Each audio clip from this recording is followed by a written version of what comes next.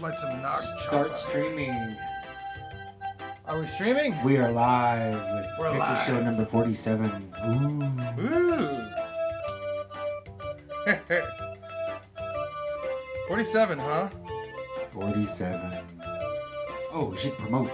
Promote, yes. Welcome rerun watchers to Picture Show number 47. Yeah, after a long spring break, we took a week off. Yeah. That was history. Okay. Come on now. You guys are claiming we're on the air? We are on the air. We are on the air. We're live. Well, are you not seeing it? No. Well, that could be a problem. Let's see. Well, It hasn't popped up yet. Uh-oh. Oh, it's unsupported resolution. Let's try to change the video resolution. How do you do it?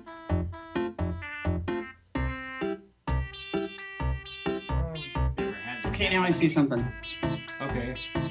Because it's done that to us before, it Oh. still worked. We're on there, right? Yay, we're here. Nice to be here. This is so stressful. Where's Ryan Martin when you need him? Where is Ryan Martin? He's probably with Carmen San Diego.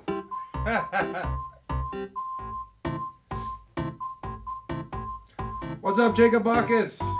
Welcome to the chat. Okay, so what am I doing? I'm promoting the picture show. I'm trying to find the YouTube link. Yes, yo, I promote my very own picture show.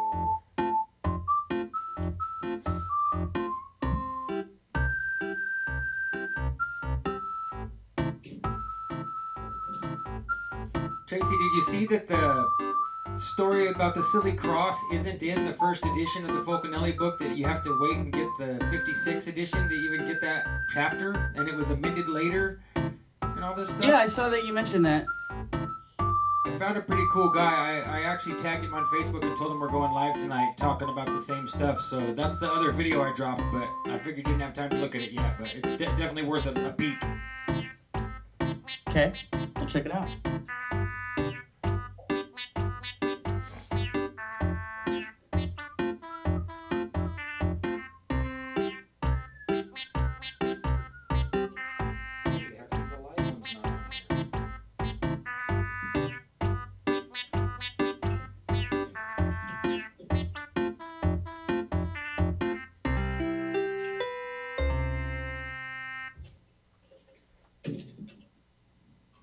Is it the Mario Paint song? Is it the Mario Paint song? I don't know. Oh man, this is like dead air.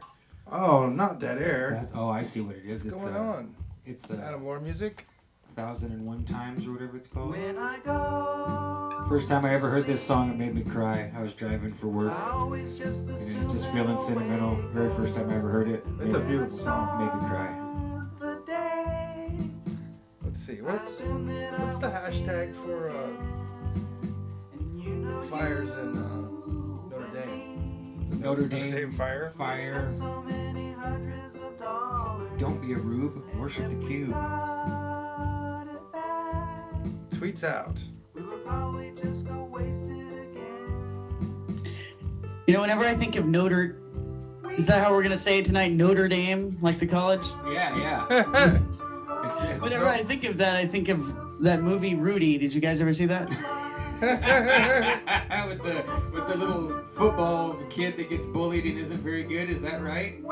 Yeah, the guy whose big play of the game is that he gets knocked over or something, and he goes out there and gets knocked over, and everyone cheers. So how would you say it if we weren't going to say Notre Dame like Americans? How would you say it? I guess Notre Dame. Notre But Dame. I'm sure the French would have an even more hoity-toity way of saying it. Yeah, they would just like spit out frog bones and smoke a filterless cigarette with a beret on. It's like something like that. Slap, Well, they would slap be an Arab on the crying back over their and wine thank him right for now being about it. there. Notre Dame. Oh, they cry. Do the French cry? They do, right? Do the French cry. Now that's the title of a book we could write. Do the French cry. I've been to Paris. I know they wrinkle their faces up real funny. I don't know if they cry, but they definitely make that look like there might be dog poop.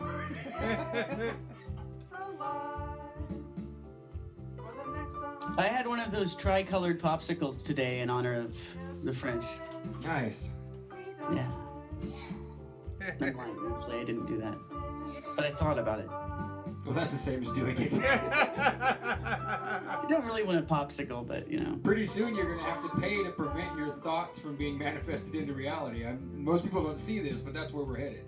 You're going to have to pay monthly to make sure that your thoughts don't manifest into reality, as opposed to the opposite. Everybody working so hard, like meditating and trying to manifest thoughts. They're going to flip it on us. No tapping necessary. I mean, it's at least going to manifest an ad for a popsicle. Shop now for popsicles online. Well, I wonder if the AI could pick up exactly what popsicle I was talking about and offer that to me.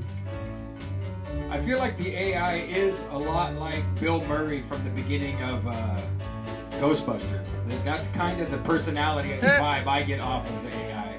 Is that he wants to shock you and flirt with a pretty girl. That's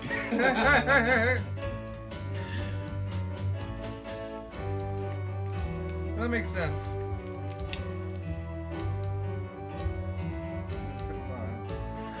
These memes are pretty good.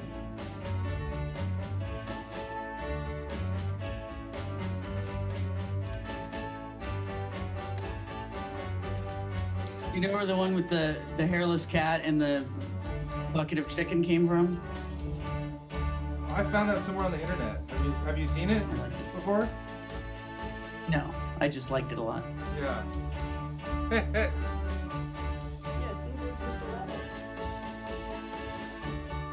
Yeah, I made a few creepy Uncle Joe memes. I just almost hashtagged it, not every disability is visible, instead of Notre Dame. That's so true, though. Not every disability is visible. It's very true. That is true. Who are we talking about again? When I was trying to hashtag on Twitter, I pushed one extra letter and it jumped from Notre Dame fire to not every disability is visible. And I almost sent that. It was really close. You should have. Oh, we need to get a campaign to make the unicorn video viral. That is so terrifying and awesome. I'm gonna dump it onto my computer and slow it down so it's all roary and mean instead of all high pitched. You know, oh, I'm a unicorn. Like, it's great. I love that thing. Probably a lot of iPhone users already know about it. It's a little secret of iPhone users that you could send your message through a unicorn. Jim's been holding out on me. I'll never tell.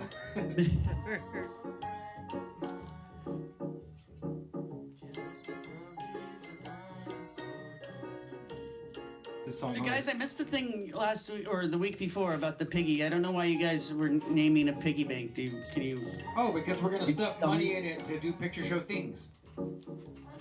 Yeah, we do have a piggy. Yeah, he's down here. I'll show you later. I was joking with Jim that we should make a Twitter account for every pig name, and then whichever one gets the most pull, that's what we'll name the pig. Okay. Might be too much work, though. Could name it Shylock. Slow-mo Shylock. We'll never get the money back out of it. I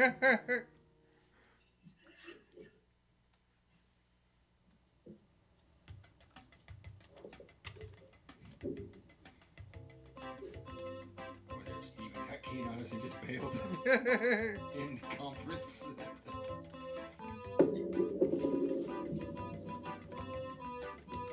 I think we should get our Spaniard correspondent to go out to the Pillars of Hercules, do a live stream from there. I agree. We do have a Spanish correspondent. You guys don't know about it yet, but it's coming. Awesome. Oh, Yeah, I mean, you good. guys know about it, but they guys don't know Oh, about yeah, it. yeah. That made me think twice. Like, wait, which Spanish correspondent is it? Is there more than one? I just call him the Spaniard. That's great.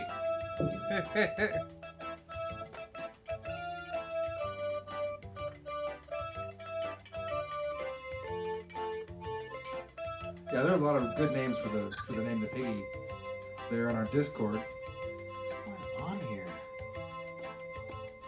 I do like Joey Von Hammy pork stall. It's It's very good. Yeah. The what was the name? Homunculus was. Oh, shoot. That's almost impossible to beat homunculus. Yeah. That's pretty good. I failed to promote. I need to promote here. Yeah, I'm still working on it. I'm gonna have to discard this post and start over because it's acting funny. Are you getting distracted during your Of course, promotion? of course. I'm ADHD to the max.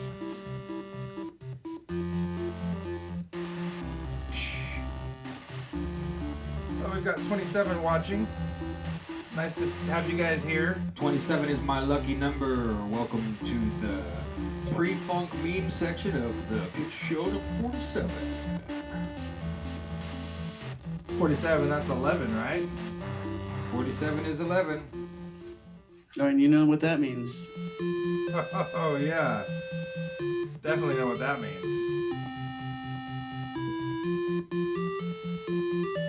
They're gonna CGI some planes into our history books.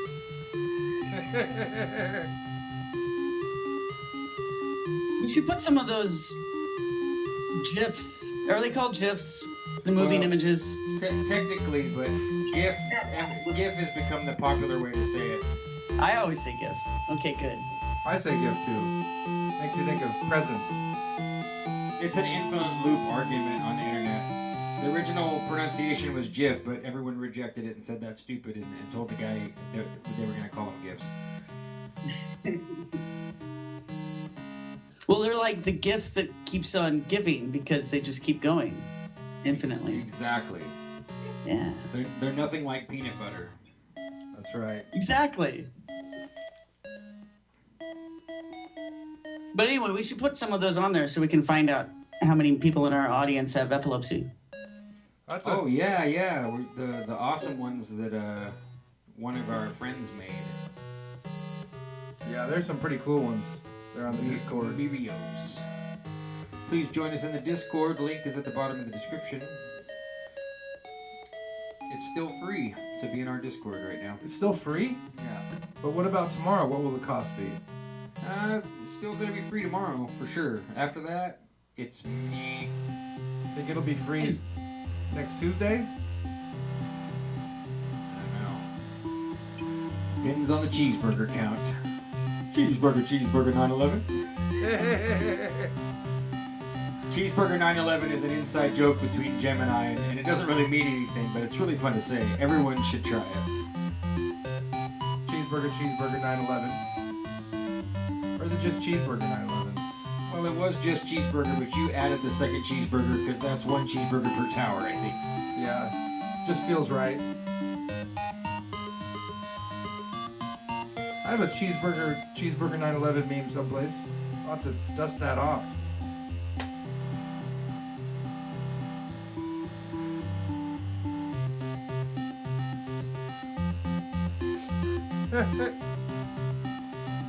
Those Karen memes are pretty funny. Which kind? Karen memes? Karen? Yeah, it's a new meme format where it's like, fuck you, Karen. Whoa, bro. Go. Careful with the language during the intro. There might be kids shit, watching. sorry. Kids are still in church. Oh, sorry, guys. Mind your P's and Q's. You know you can't do that anymore and be monetized? Did you know that? I heard that. Can't do what If you were anymore? ever Can't dreaming of doing that. drop an F-bomb. You can't be monetized and drop F-bombs anymore? That's right. Yeah, they have all sorts of new rules now. But yeah, I there's... watched this one video where this guy was just like substituting every word for like a kindergarten version. Fiddlesticks. Oh yeah, you can get an edited version of NWA straight out of Compton. I used to listen to it on cassette tape for a laugh sometimes. Say a lot of ninja. No, they didn't even have Ninja back then, so it was different.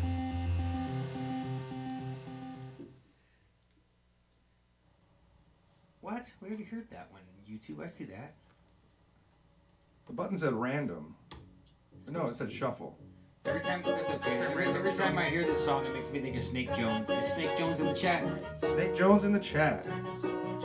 It makes me think of Snake Jones and Dinosaur Jones, like being related and going around together, like having to stop at a cafe and they can't sit at the counter because the dinosaur's too big, so they got to get a booth, but you still got to sit in a chair at the end of the booth, or, you know, something like that.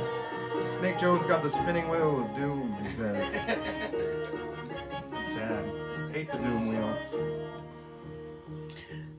So SB, do you still want to do that live Ratto retrieval? That's a great idea. Is he still there? Yeah, if it's still there. He's still there. So if he can hang on for another 11 days. Yeah, but we're going to have to do it on your phone because I don't have 1,000 subscribers. If you put him carefully in a box, we can mold him. Yeah. We could totally mold him and make a bronze Ratto. Ratto. Frozen in time. Okay, I guess that's fair. I was thinking we could give him a proper burial, but that is a form of burial, so that would work. We can do both. You can bury him after. We can do a direct burnout and cremate him, but... Well, we want to make multiple Rattos, right? If you think you can, yeah, we should definitely make multiple Rattos if you can. Why not? Send one to Sean Hannity. Yeah. This is your award for not being waterboarded. Here's one dead rat in bronze. Wow. You need a spatula and a box. If it's legal to do that, we should totally do that. I don't see why it would be illegal. There's no harm coming to the Ratto. It's a mold. It's not the actual Ratto, so yeah. Oh, it's a mold? Anything goes with molds. You said you were gonna make a mold and then or you're gonna make some like copies. I thought, well, you're actually gonna send the actual rat? Yes. Okay, that would be like sending biohazard material through the mail. They would assume it's terrorism. We'd have to put him in a one of those medical coolers, you know, for transporting hearts and stuff, with a little biohazard sticker on the side full of ice. You could not do that.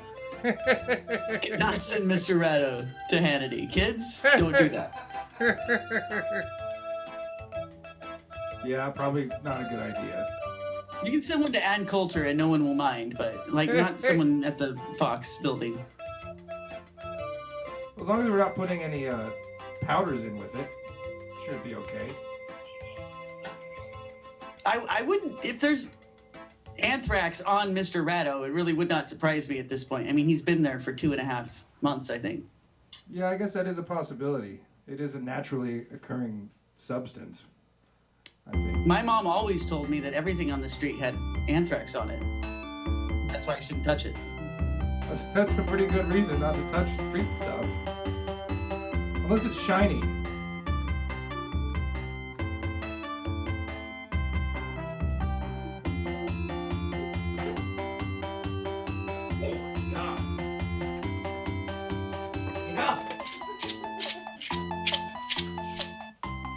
Actually, I could text you the latest picture of Ratto if you want to see it. Oh, that'd be excellent. Which is funny to me every time I say it that I'm texting a picture. It's kind of stupid, but that is what we say. Ratto doesn't have plague. Oh man, I don't know if he's gonna make it 11 days. I'll show you.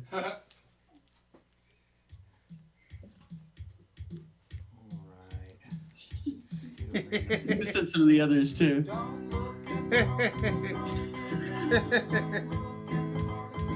And I have a whole bunch of them.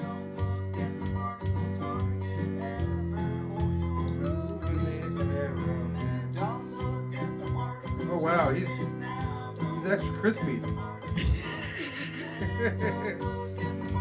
When the weather started to heat up, it really took a different turn. And then there was that kid with the skateboard. I'm pretty sure he did a lot of damage. Yeah, it looks like he went right over the middle of him. Yeah. It had to have been on purpose.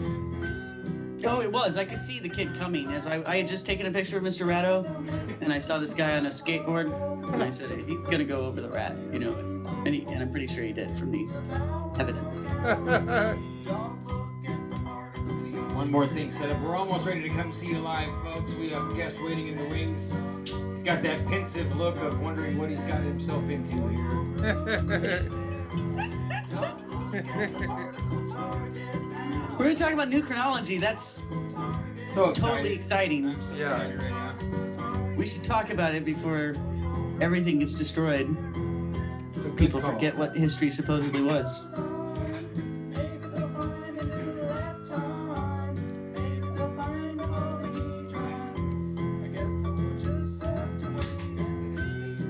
Think about it, then we'll never have to learn history again.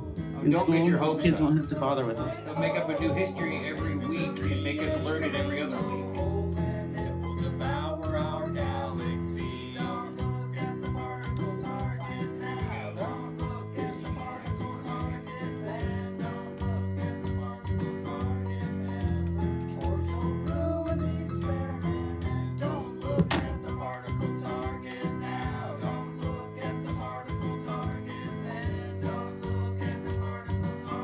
We've got Civilian X in the chat.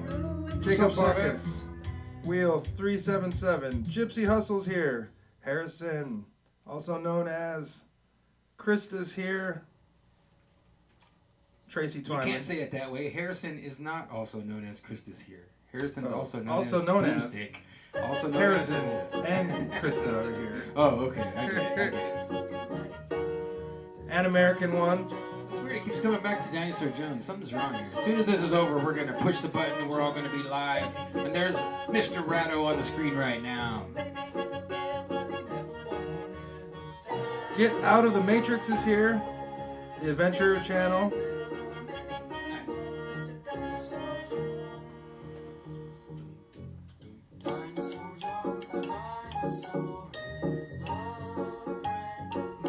Chronology Truth. That's our friend. Oswald Spengler. Welcome everybody. If I didn't mention your name, say what's up. High Pocket 7. It is number 47, right?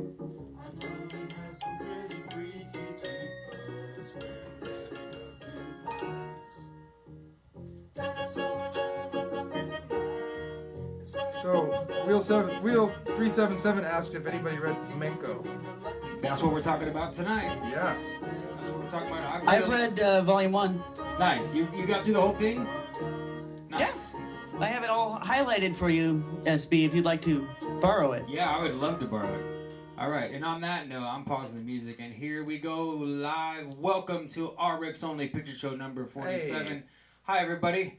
I'm SB. That's Jim. This is Tracy, and with us tonight, we very much welcome, Stephen Sorenson of Chronology Truth at WordPress, and he's all over the internet, folks. And this is a gentleman I was excited to bring on because he is one of the most well-read and well-studied in the works of Anatoly Fomenko concerning the serious questions we have behind the chronology of history, whether or not we can trust the history they taught us, the speculation that thousands of years have been removed from the timeline.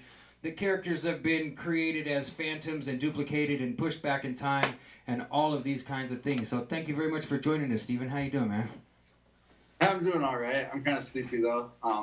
It's 10:36 here. I live in Michigan, but other than that, I'm doing well, and I'm excited to talk about the new chronology. Yeah, and let us know, man. If it gets to the point where you're kind of feeling like it's been long enough, you can always let us know and bail. If it's going good and you want to stick around till it's late there, we totally welcome that too. So it's good either way. So I'm gonna try and make it to midnight, so awesome. we got another hour and 20 minutes at least. Cool. Sweet. Well, go if you want to give like the most brief introduction of yourself and start us off, we'll just jump in when it seems hot and interject questions. I know Tracy has lots of things to ask. I've got, of course, always ideas. So go ahead, man. Tell us how you got into this. How did you get sucked into the new chronology? Cool. So I had private education when I was growing up in grade school. I think that probably influenced my current interest a lot because we had to learn Latin in like 3rd grade and 4th grade, and we had to learn all about like ancient Rome and Greece. And to learn Latin, we learned like stories about the people and stuff, and so that was kind of interesting. And I'd always kind of had that knowledge of the ancient world in my head. And so you grow up, and I started going to public school in high school, and the curriculum is a little bit simpler in the public schools than it was in my elementary school. And I didn't really care much for it, so I started looking into American history and American educational history, to be specific. And I was checking out, like, why did we have to do an hour for each subject over the course of 8 hours every day, and stuff like that. And why do we have different classrooms? And so I compiled a short timeline of it, and it was kind of an interesting read, but I was going to write a book on it, and then I wanted to get the background on all of education and all of history. So my heat has just kicked on. I thought I turned it off, but I'm going to turn it off because it's really noisy. I will be right back. Yeah, that's cool. I understand. He's saying, folks, that his heater just kicked on and he doesn't want the white noise in the background. So I find that interesting that he started by studying the history of education. So it is a pretty funny question why we change classrooms so much in school. Well, yeah, it comes from from before Germany. The name of the country, it's Prussian, isn't it? Isn't the education system based on Prussian military education? Is that right, Stephen, or not? Yeah, that's right. It's Prussian. Right. That's what I thought. So that's the basis of American education, and American education is the basis of world education now. So it's kind of an interesting study, but even more so, this study into ancient history has been really interesting too. Because I was looking into it and I was trying to figure out, what are the oldest schools. And around this time, I had already been looking into Fomenko for about a year or so. And I'm looking into the origins of these schools. And I think it's Cambridge or Oxford, or even a couple of the most recognized, acknowledged colleges in the world. They don't even know what year they started or when they were actually founded. Wow. Apparently, according to the Wikipedia, you could only take Wikipedia so seriously. So, but yeah, according to the Wikipedia, or even I think some other websites too, you could find that there's a couple of these that don't really know when they started, and the earliest one supposedly started like 800 something. That's been around and still in use. So that was kind of interesting to look into. But then the new chronology, I was looking into this, and the arguments are they're really interesting. They're carefully crafted, and it's, I'm still wondering if it's still legitimate, if the guy is like honest about all of it, and if it's like an honest endeavor. This is his research that he's been working on, and this is just what he's put together and what he thinks is the case based off of the evidence, just like any person would, trying to build an image on what's happened. You gotta collect your evidence and form your arguments and whatnot.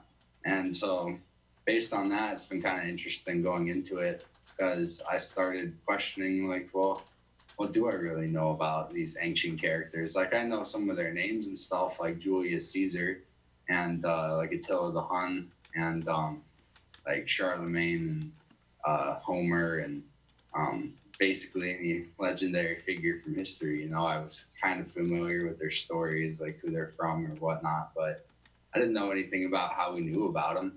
And Right.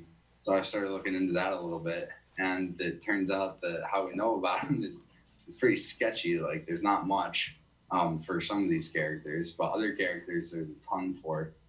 And so the new chronology kind of goes through and looks at all of this and has given a new timeline based off of what Fomenko and his associates have decided is the more plausible explanation for what's happened. So I want to ask Tracy right there. Tracy, do you feel like from your reading of the first book that what Stephen says trucks, does it seem legit and seamless, and there's not like any logical error or fallacy, or like it doesn't seem sophist or strange? I mean, I feel that way. I've read chunks here and there of different Fomenko books, but I haven't made it through one volume or through one book. But it seems really well presented to me also. Would you agree with that from your experience? I would say yes, it's very well presented and really convincing in a lot of ways. And the only thing that would make me agree with the statement, I wonder if he's for real or not, is just that, you kind of wonder, because Russia is a expansionist state, and it always has been. And, there are Russian bots, there is Russian propaganda. I mean, from the 60s onward, we were hit by it really hard, and it really affected our culture. So could they be doing it again? And not just with the president of the United States in that election, but could all of these, or a lot of these conspiracy theories that are awash on the internet really be Russian propaganda? Because when you look at Fomenko's argument, it all holds together pretty well until he starts trying to turn everything into Russia-centric, which is fine. I mean, maybe has a point.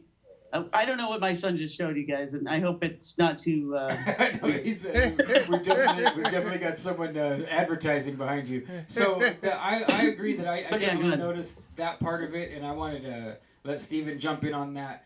It definitely seems like he presents, to me it seems like he presents the evidence really well, and then it does become very Russo-centric, where, the conclusion is that Russia is the end-all be-all of everything. So how do you deal with that part of it, Stephen? What do you think of that? All right, I'll give this response in two parts. The first part to address propaganda. The father of propaganda being Edward Bernays, not a Russian. The propaganda aspect is really interesting because while I was looking into American education, it turns out that I think it's the CIA. I want to finish my studies into Fomenko so I can go back and record all this again, but I'm pretty sure it was the CIA was putting out thousands of books with purposeful misinformation in them, like the wrong birthdays for presidents, the wrong locations for events, and the wrong years and stuff for different events in America, for American education. And thousands of books apparently every year are brought up against the Supreme Court for having incorrect information in the books and still being allowed to be taught in schools. And so it's, the propaganda argument it's legitimate and could be Russian propaganda, but for the most part, it looks like it's really just this dude's investment into his critical look into history. So I don't know, there's a lot of propaganda. It could be that the propaganda, that Russian propaganda is so prevalent is just more propaganda, sort of like a meme, the Russian propaganda meme is just sort of a thought-terminating cliche. If you say Russian propaganda, that's the end of it, and you don't have to think about it anymore because that's what it is. So that's the first response, is just that I think propaganda is really prevalent, so you have to kind of distinguish. First of all, I kind of take a neutral stance on it to propagate something, and what type of propaganda you have for yourself, and what type of propaganda you're exposed to, whether it's positive or negative. Right, then, I agree with that totally. I mean, we're absolutely creating propaganda live right now. It's just whether or not you prefer it or you don't, right? Right. So, as I guess it could be considered Russian propaganda because he's Russian and he's propagating it and this is information. But beyond any for any sinister intention, I'm not sure that there is any there yet. Well, he does say that, like, the Holy of Holies, the Temple of Solomon, was really the Kremlin. Yes. So to get into that for the second part of my response, I don't know if we're able to pull anything up yet. Yeah, I can try and jump us over here to your site here. Let me see. We're not having a debate, by the way. You and I were not on like opposite sides of anything. Just to... No, you guys are probably the two most well-informed, well-read Fomenko people I could find to get on here. So I have yet to address the Russian centricism on any official video yet, so I do have some arguments against it. Cool. Okay. So one of the arguments is that the current history is very centric to where it's at currently. It's Asian-centric, Chinese-centric, Eurocentric, African-centric. All these events definitely happened in Mongolia, or definitely happened in Wales, or all these events for sure happened in New England. And then Israel and Mecca. Let's not forget that. Right. So the events themselves are, in their current state, are centric to where they're currently held at.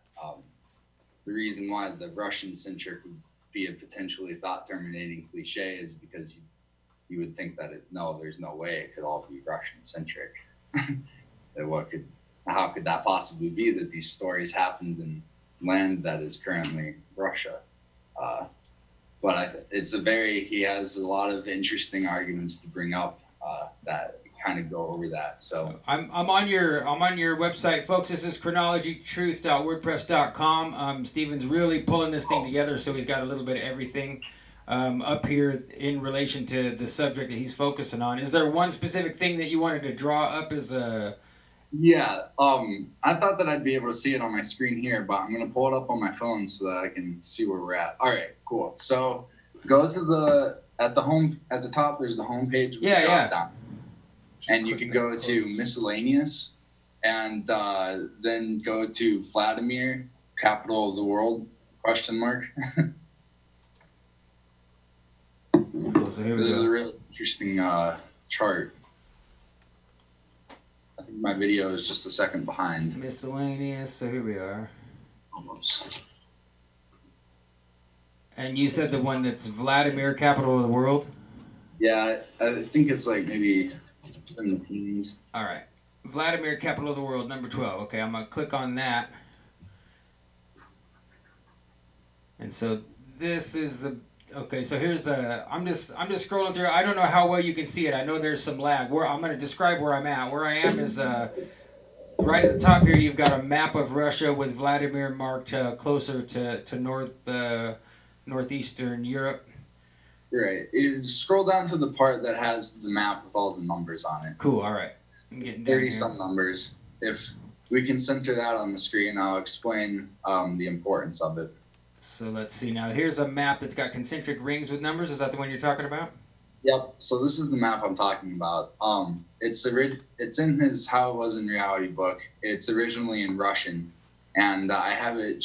I went through and translated the capitals and figured out what they were, and I put numbers on there because the app I was using couldn't get the text small enough to be clear. So the text numbers are below the image. You can see which ones line up with what. But the further out ones that you can see there, number 5 and 28, they also fall along the similar concentric circle pattern. Right. If you were to draw more circles on there, I've done that outside of that image.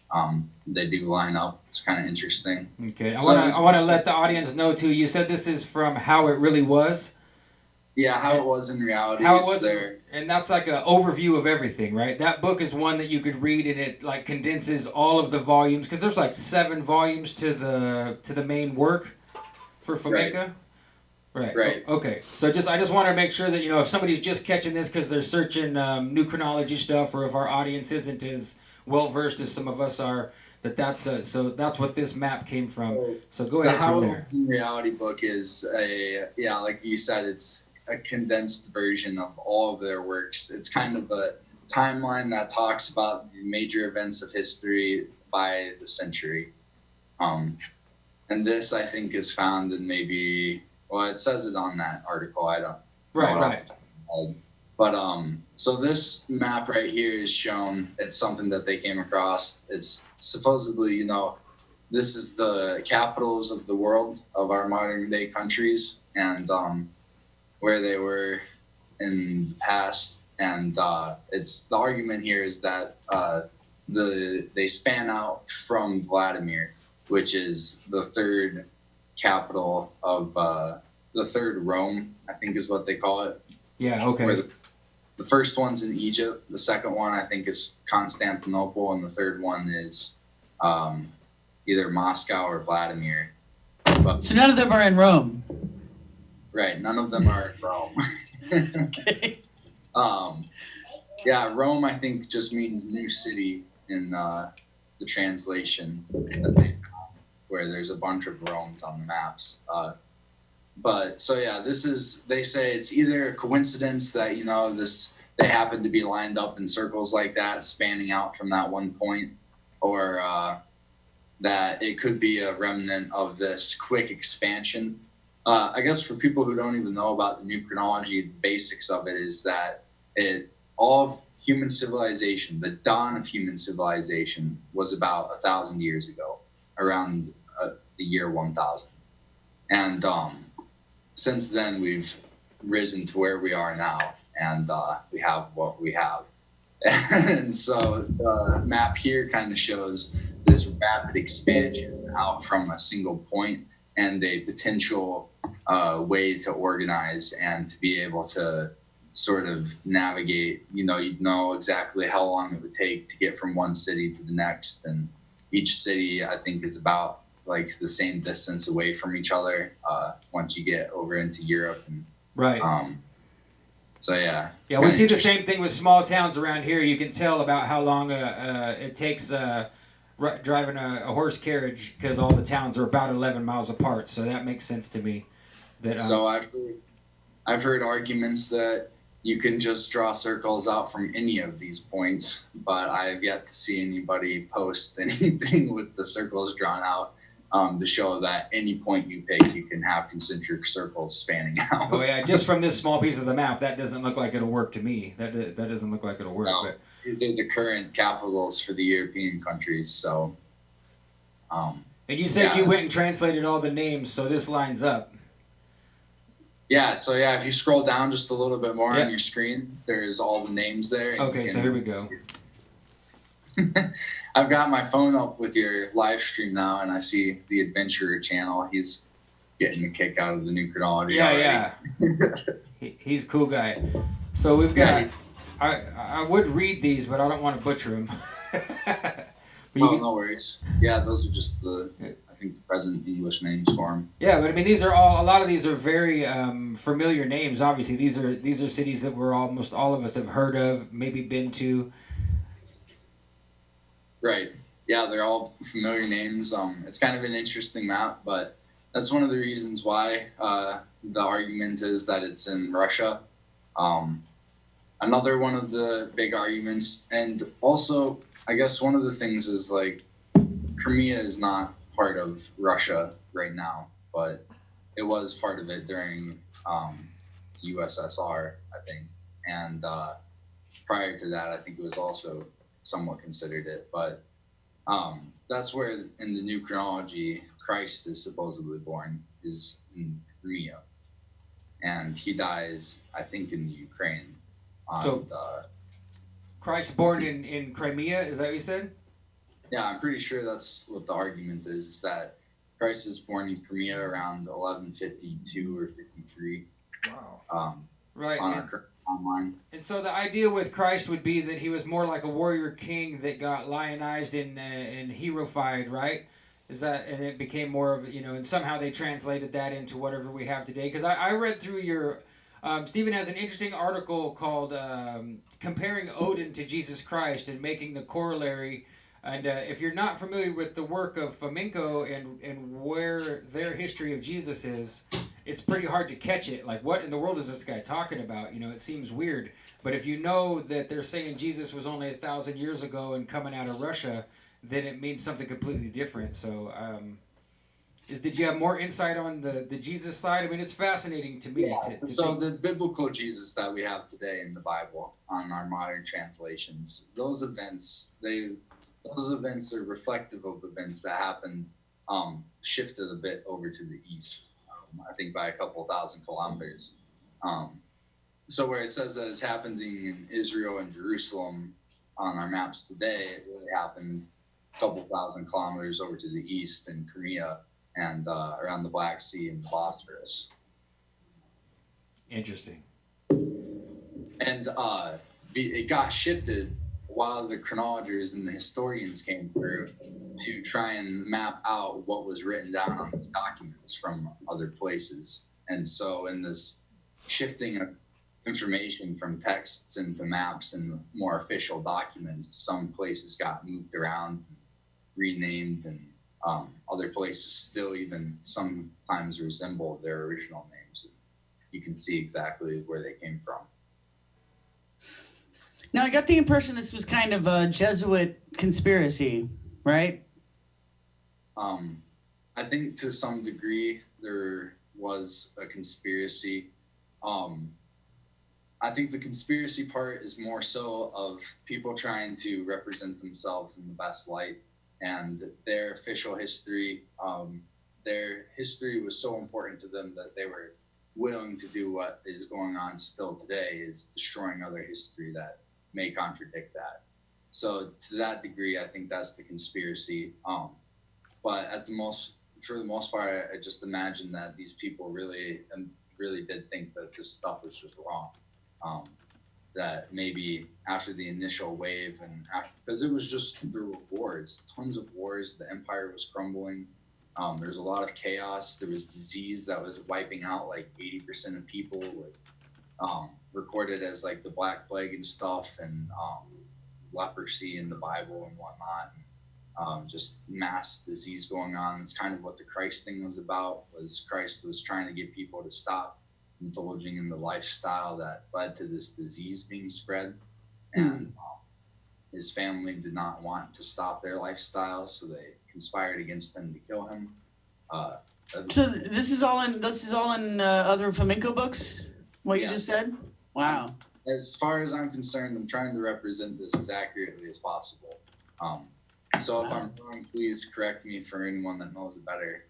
But I think this is as accurate as I can get. Yeah, I mean, if you've studied it too, folks, and there's any small detail, let us know. But I mean, that's why Stephen's here, because I've been following you for at least a year and commenting here and there, and you're well read and well versed on this stuff. So that's far out. I didn't know that little detail about Jesus. I do remember in whatever I read on the website, on Fomenko's website, the story of them sending in all of the priest class and or the academic class to rewrite all the histories, and how they assigned non-Russians to Russia to rewrite all the history.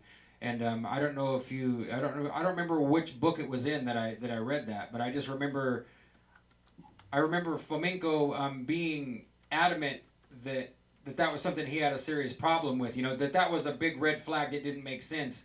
Why would they bring in other people to take control of the documentation and historical process and document it differently? And essentially say the Russians aren't in a good position to tell us their own history. We better do it for them.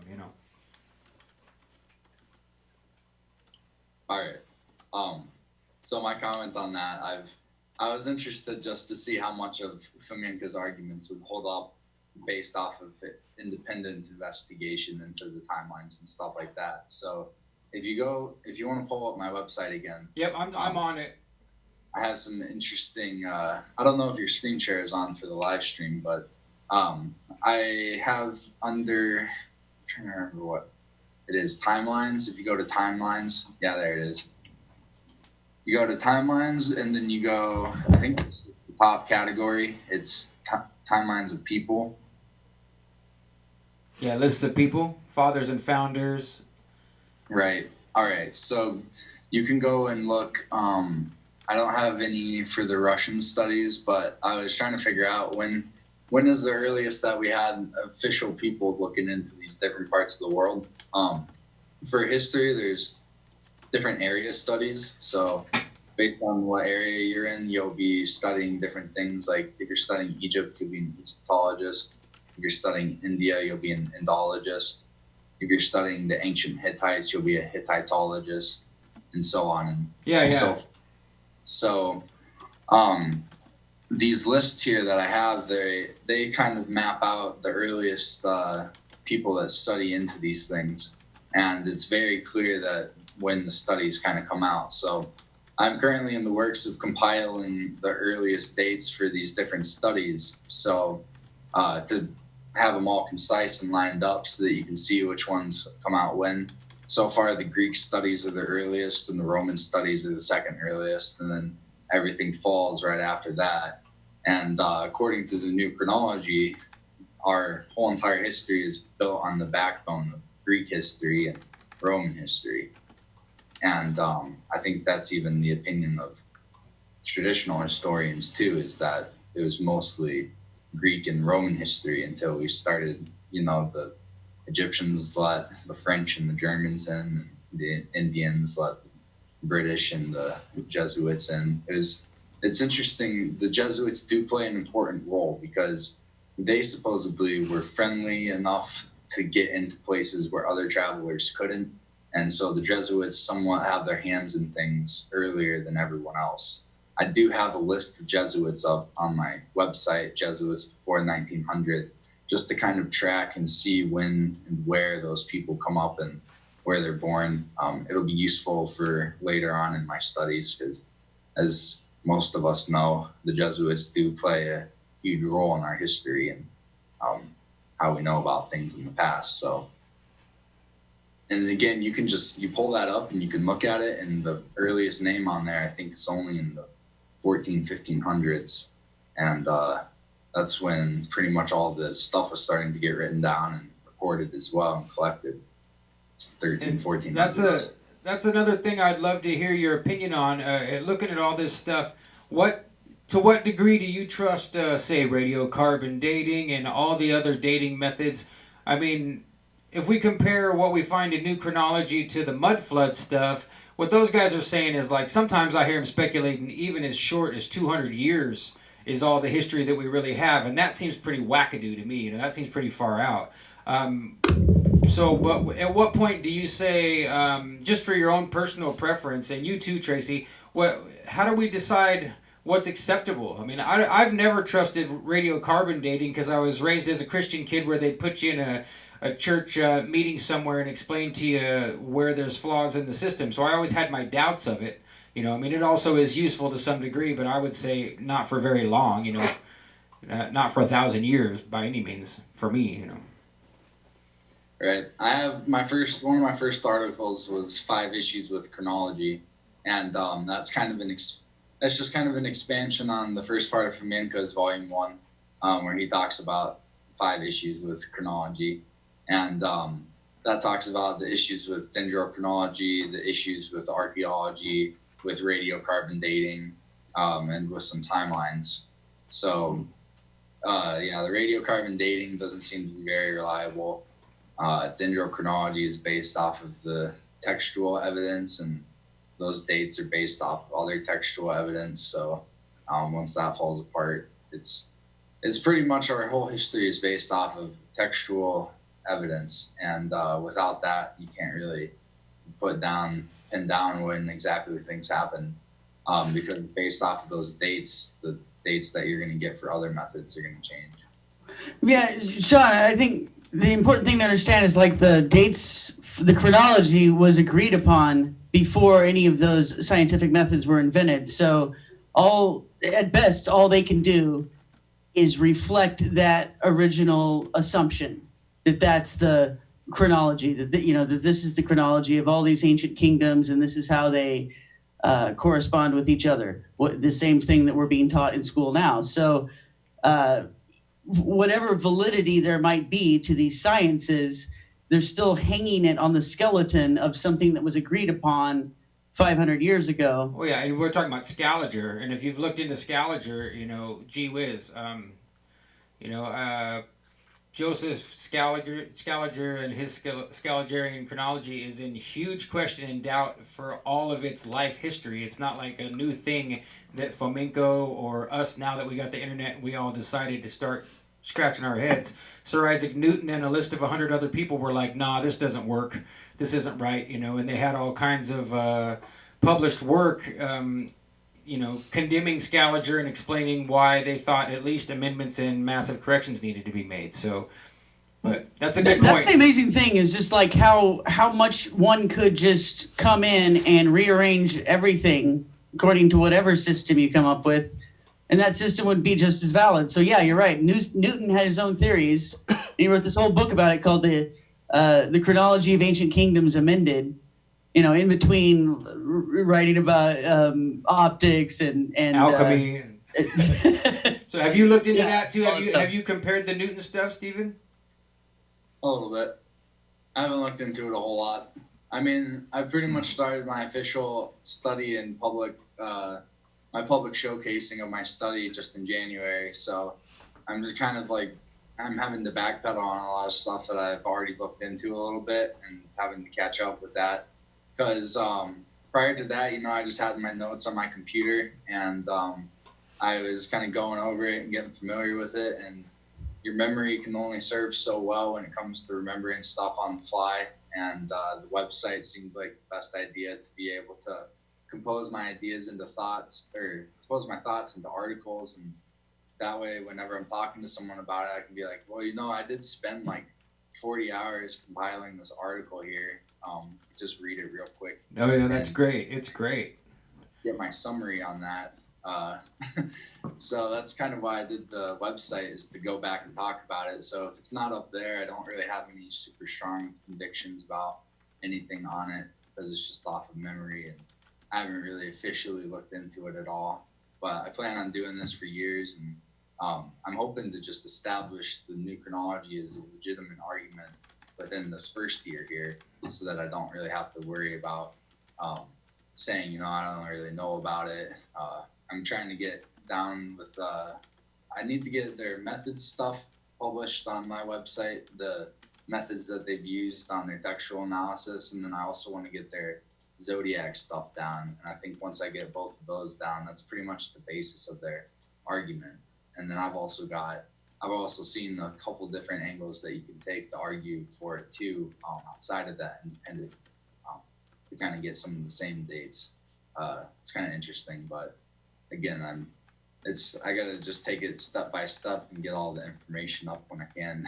Oh yeah, well you're doing a huge service, because so few people are bringing it out in English, and you're also doing something that I consider wonderful, which is not adding anything to it. Like, I know a lot of people love Sylvia Ivanova over at New Earth, and I'm fascinated by her videos, but I could do without speculation about trolls, fairies, elves, dwarfs, and taking ayahuasca or smoking DMT. I don't see any reason to conflate these things, so it makes me less interested at best and suspicious at worst of anything that's like that. And I know you've already had some issues with trolls or people attacking you, or calling you a fool for not realizing that Fomenko's an apparatchik, and I've seen all that. And that's just normal par for the course. So stick at it, man, because what you're compiling is beautiful. We appreciate it out here. So. Just a quick touch on mud floods before I forget. I do find it really interesting, and I do have a portion up on my website for mud flood stuff, but I have yet to see. I've heard the argument that history is only 200 some years old, started in the 1800s or 1700s or something, and I haven't seen any substantiating evidence for it. With the people that I ask about it are kind of stuck where I was prior to my website, where they haven't compiled their thoughts into any articles, and they're just kind of sporadic notes here and there that don't really add up. So I'm still waiting for the concise, quick rundown on why history is only 200 years old, but I haven't seen it yet. I don't know if have you seen any videos out on it?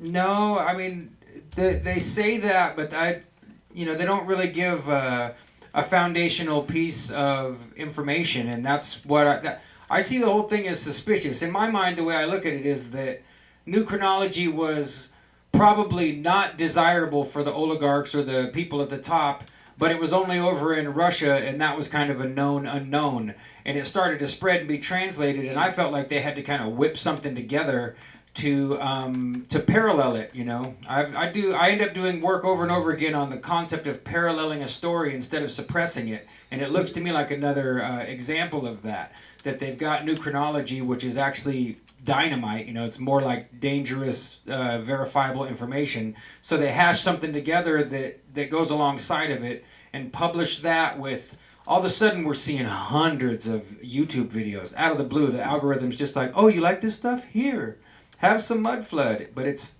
really catchy. It seems like they talk in a really hypnotic, droning way, but they don't give you meat, They also use binaural beats in their videos, which I can see being effective, but at the same time, binaural beats, if you aren't saying that you're using them for like helping concentration or anything, it's usually not for helping concentration. It's for hypnotizing and for getting your brain in a state that's going to register, I guess, in a deeper way. So I don't know, it could be useful, but I think it's kind of subversive, and I think it's kind of odd.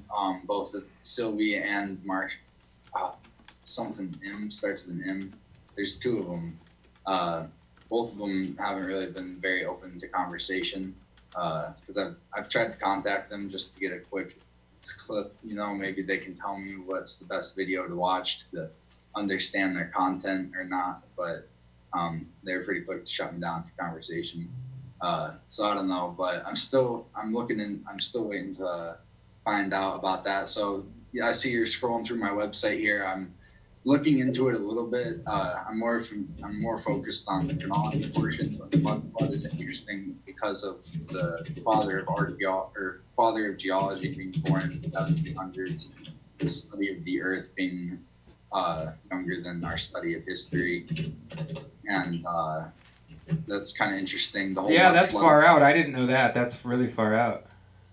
I got those two videos up there of like mudslide stuff, and it's just wild. Like I could only if mud floods and mudslides are happening in the 1700s, I could imagine it'd be devastating effects if you weren't prepared for them. So I kind of am interested in that, and to what degree mud floods have affected architecture and civilization. But then when I started seeing that people think that there's buildings that are like hundreds of stories deep underground, I would like for them to provide some evidence at all beyond just speculation that there could be, because some of these doorways and arches are larger, that it would be hundreds of stories of buildings for giants underground. I'd like to see some videos for that. Yeah, I'd love to see some excavation work done, right? Like let's get a team on the ground and let's get going down. I agree, and I've seen some beautiful CGI renderings that looks like like the typical Roman stately buildings, and then they're showing kind of a bisection of it, and it just goes down and down, like down 12 or 13 more stories. And that to me is another kind of suspicious thing. Like why are you implying that there's this, not 10 or 20 or 30 feet of mud, but what, like 1,000 feet of mud? Like what? It's very strange. I have also noticed that there's a lot of beautiful art for the mud flood and not very much curriculum material. There's not really anything that you can go and read about it that just quick gives you a rundown. Like you were saying, half-hour, 2-hour videos of music droning on, of images of buildings and stuff, Well, there's stuff that Fomenko himself wrote, and stuff that people on his team came up with about things that were, according to their theories, being faked in the 1800s, things being demolished to cover up for how fake they obviously were, and that they weren't going along with the chronology that had already been concocted. So I'm kind of thinking that this is what all this stuff is based on, and then people, desperately trying to come up with some completely comprehensive theory, which is what we really need to get away from, because there's no way you could know what reality is at this point comprehensively. We're just poking holes in what's supposedly accepted right now. So I think they presented a lot of evidence that things have been faked up until almost the 20th century, and maybe even a little bit beyond that, like primary documents and artifacts faked to go along with a chronology that had been concocted. So I don't think the original theory was ever that it was only 200 years old, but that the And that doesn't even mean that civilization is only 200 or 500 years old. All it means is that the stuff that we're looking at was probably concocted about 500 years ago and has been doctored all the way up to as recently as the beginning of the 20th century. So I think that that's what these mud flood guys are jumping on top of and then trying to add to give you a comprehensive philosophy and religion and world history and science and everything, and just feed you this worldview instead of just trying to examine what the evidence is. If I'm wrong, let me know. No, I mean that's an interesting way to look at it. I would agree that it seems more like they're trying to manage on the fly than it does that they have what Stephen described as a basis to, I mean, at least Fomenko published like 30 books at least now. So if we want to even just focus on him and not other chronologers, we have a foundation to work off with citations to work backwards from that start with him, But we don't have anything like that. With all of the rest of history, really, because as soon as you start looking at it, it starts to unravel real quick. I mean, Yeah, I mean, I've likened it to Dark City, and I think that that's a better way of looking at it, that there's no way we're going to figure out what the big truth is, and maybe that's even the wrong way of looking at it. Maybe history doesn't even happen like that, But we can at least try, I guess, to piece together what we can see. And so far, yeah. It's not working out with what we've been taught. I think Fomenko's quote is, "The truth can be calculated." There you go. Right. True mathematician. Well, yeah, I mean, and that's, I say that's reasonable as long as you've got 2 points, right? As long as we have 2 places, and we have the present and some point in the past, so we should be able to figure it out, But I also think it's suspicious that they have coupled this idea of Tartaria, alongside the mud flood stuff, so that they're telling us that the world used to be one thing. So that kind of ties in with what Tracy just said, is that, people are trying to get the big picture, and we're kind of getting a passive-aggressive push for the past was already a cohesive thing. And, in my studies, what I see is them moving us towards a one-world system. So if there used to be one, and we're moving towards one that looks better than the one we're in now, to me, I kind of look at the whole thing that way, that they're bringing it as a soft sell on a new world order. And I mean A-N-U, like the god Anu, a new world order, right? That's it. That's where it seems like we're headed. Yeah, it's interesting. Yeah, I don't know. I don't want to spend too much time talking about mud flood tonight. No, yeah, I'd love to get to any point you think is the most important on chronology, man. Well, I'd love to jump back to your website. Anything you want to do, Stephen, I'm all about it. For anyone watching, there is one thing that I've been curious about, and it's Nikola Tesla's wireless energy thing. Because one of the things with mud flood, I think, the arguments is that there used to be mass wireless energy across the world. And I think that maybe they knew about this during Tesla's time or just before it, and they chose him as the kind of the joke to stick it all on, as he discovered it and then it got lost and whatnot, but they actually had it and whatnot. So I'm curious if anyone else has looked into Nikola Tesla's quote unquote inventing of this wireless technology, or if maybe he had actually learned it from somewhere else. There seems to be a common theme of, like, he talks about getting these things in visions, and I just imagine maybe he had seen a book that he forgot about, or something happened that he had seen it in his hometown or something. But yeah, so that's my last thought on the mud flood, is I'm interested in the wireless energy aspect of it, and whether or not there was something going on with Edison and, all the weird stuff, Benjamin Franklin and the bodies in his basement. Yeah. Weird. Yeah, I'll mention one thing that I've seen on Facebook, and next time it comes by, I'll tag you. But if you haven't seen Eric Dollard is on Facebook. He's kind of the modern day Nikola Tesla. They really credit him as being a far out, forward thinking electrical engineer, 0-point energy type. And I know that they have been making a replica of one of Tesla's free energy towers.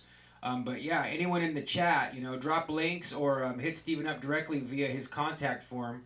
if you have more information, because yeah, all the little fireplace stuff, that's all fascinating to me too. But Yeah.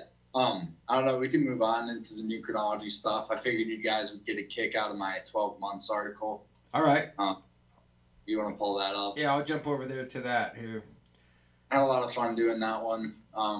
It's pretty much it's based on the names of the month and why they're named what they are named, and sort of kind of goes over the chronology of the calendar a little bit and why we're using the Gregorian one now, and it's kind of cool. All right, so is it under miscellaneous, Stephen? Oh yeah, go under.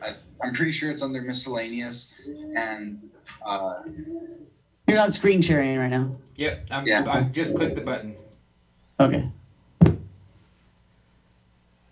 All right, here we are in miscellaneous. I'm scrolling down. See, Odin is Christ primer. That was the one.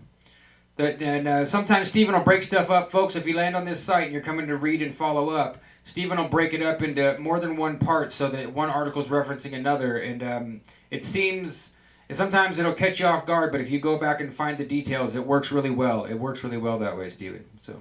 yeah, I'm saving up money for a new laptop right now because this one's about to kick the dust, kick the can, and when I do that, I'm gonna go back onto each page of my website to kind of. I'm going to make a video for each part so that I can be like, hi, welcome to this page of my website. Yeah, no, that's a great idea. So here we are in the 12 months. Looks like, yeah, so you've only been doing this since January, man. You're a juggernaut. There's a lot of data. So, I mean, I had a lot of it in my notes, so it's just been converting it into articles. But yeah, I have been doing a lot of reading since then too and learning a lot. So yeah, if you scroll down, it kind of talks about the calendars. I don't know how familiar your viewers are with calendar history, but the basic story is that the Julian calendar is the original one, that the Gregorian one is kind of based off of. And the Julian calendar had been around for over 1,000 years, created by Julius Caesar, I think. And then the Gregorian calendar was created, and they needed that to account for the extra moon cycles, because there was an extra like 10 minutes every day or something that they hadn't accounted for. So they created the new one. But in the new chronology, both of these calendars were created around the same exact time, and they were in competition with each other until as recently as the 1900s. So as you're going down, maybe just scroll all the way down to the bottom. Okay. There's not all the way, but there's a list of what the months are and the people that they represent. That's Cool. all I need to jog my memory on this one. I can just quick hit them point by point. But yeah, there's a lot of information on here as to what the Okay, so it looks like here they are one at a time with a slide. So we'll get back up here to January and start. That's what you're talking about, right? So. well, no, just go all the way down to the bottom. There's a quick summary of everything that's at the top, Okay. like the body. So yeah, Oh, here we pretty go. much Okay. my article there just talks about, it gives you there right above the references, that list. So yeah, my article basically gives you the popular opinion on why the months are named what they are, and then also what the new chronology says about it. So as you can see, the very first month is on our current Gregorian calendar is January. And I don't know if you two know why it's called January by the popular opinion. Do you know which god is January is named after, supposedly? Janus, supposedly. Janus, yes. Also, they say that it may be named after Juno, I think, as well.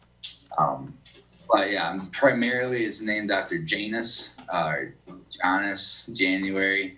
And for the new chronology, I'm pretty sure it's named after John the Baptist. And That makes a lot of sense. so it's interesting. Well, not John the Baptist per se, but it's like Christ's brother, pretty much. It's like his closest friend, I guess, is how he's recorded in the documents. Maybe even a brother. But so it's John John the Baptist is what I have it written as, because that's kind of what it's talking about. Janus, the two-faced, I think it's really interesting because I think John is considered one of the city builders and one of the guardians, and also I have drawn some connections between that two-faced, four-faced thing and architecture, and most primarily the double-headed eagle. I think maybe his most popular hand-me-down symbol. Also, there's weird connections between the houses of the zodiacs line up well with his character being an eagle and a crow, and for the Capricorn, before it was decided to be a sea goat, sometimes it was an eagle or a crow, and so it's kind of interesting to look into that.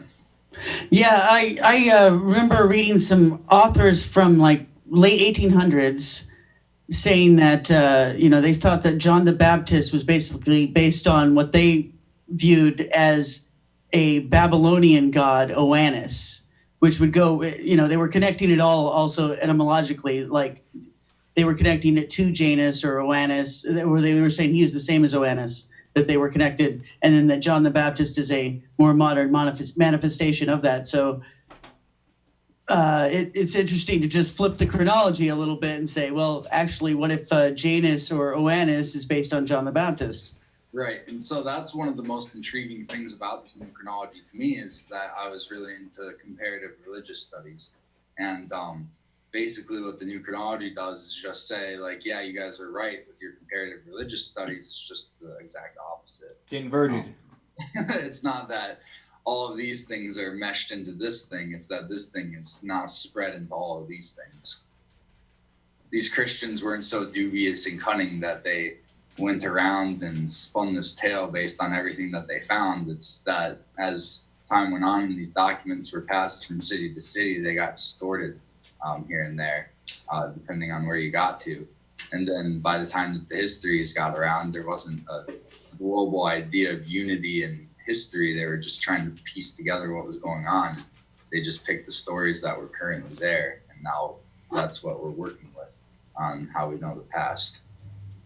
It's so fascinating to think about that we may be reconnecting to our cultural roots here by learning this stuff, and yet also in a way we have to expand our idea of what those things mean in order to be able to accept them. And so it really is a way of breaking down our accepted norms and traditions, and yet at the same time, here we are reconnecting with them as well. Right. Yeah, I think that's a really interesting part too. I have an article called something like Beginner's Guide to Constructing History or something, Beginner's Guide to Building History.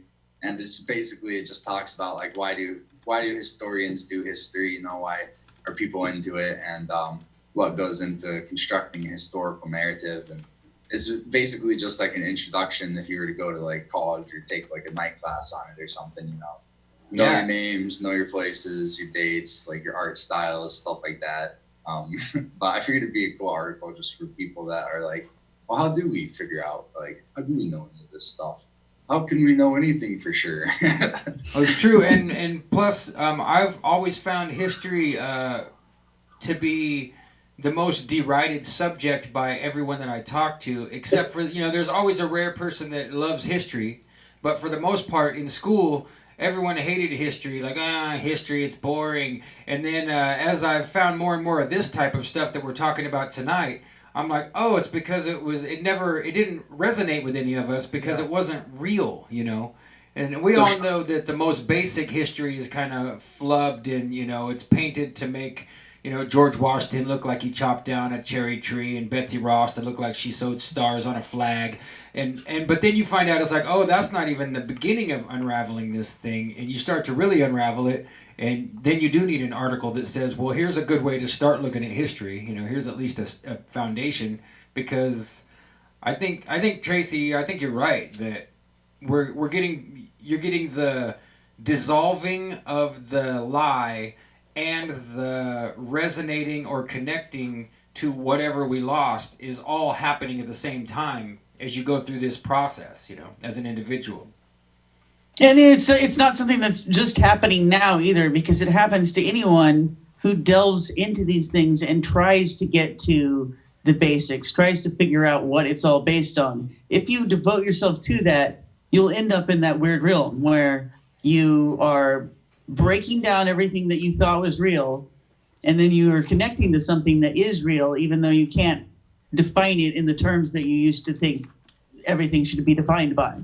So anyway, I just, my point is just like, it's not necessarily just something that's happening now. Maybe it's something that's always happening to those who are, seeking, who are inquisitive and open.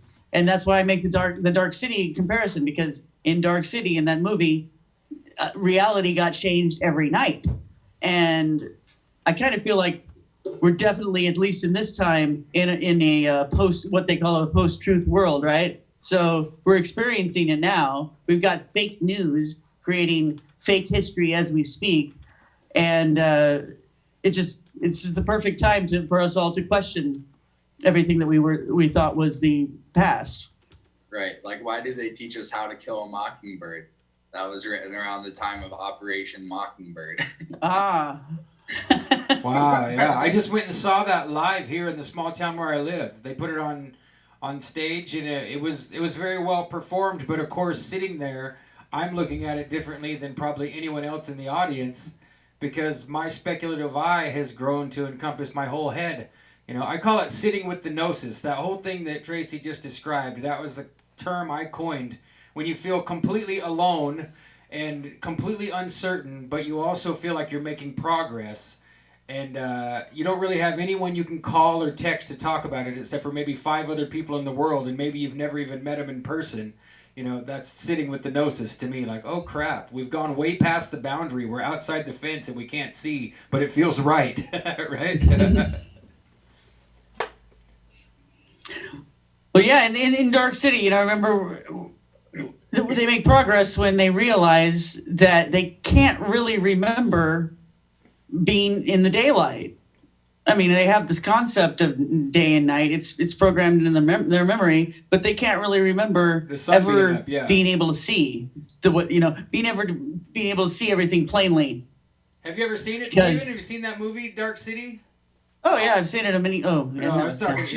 Yeah. So so you should. I definitely highly recommend it, man. It's right up there with all of the other kind of Matrixy, that whole vibe.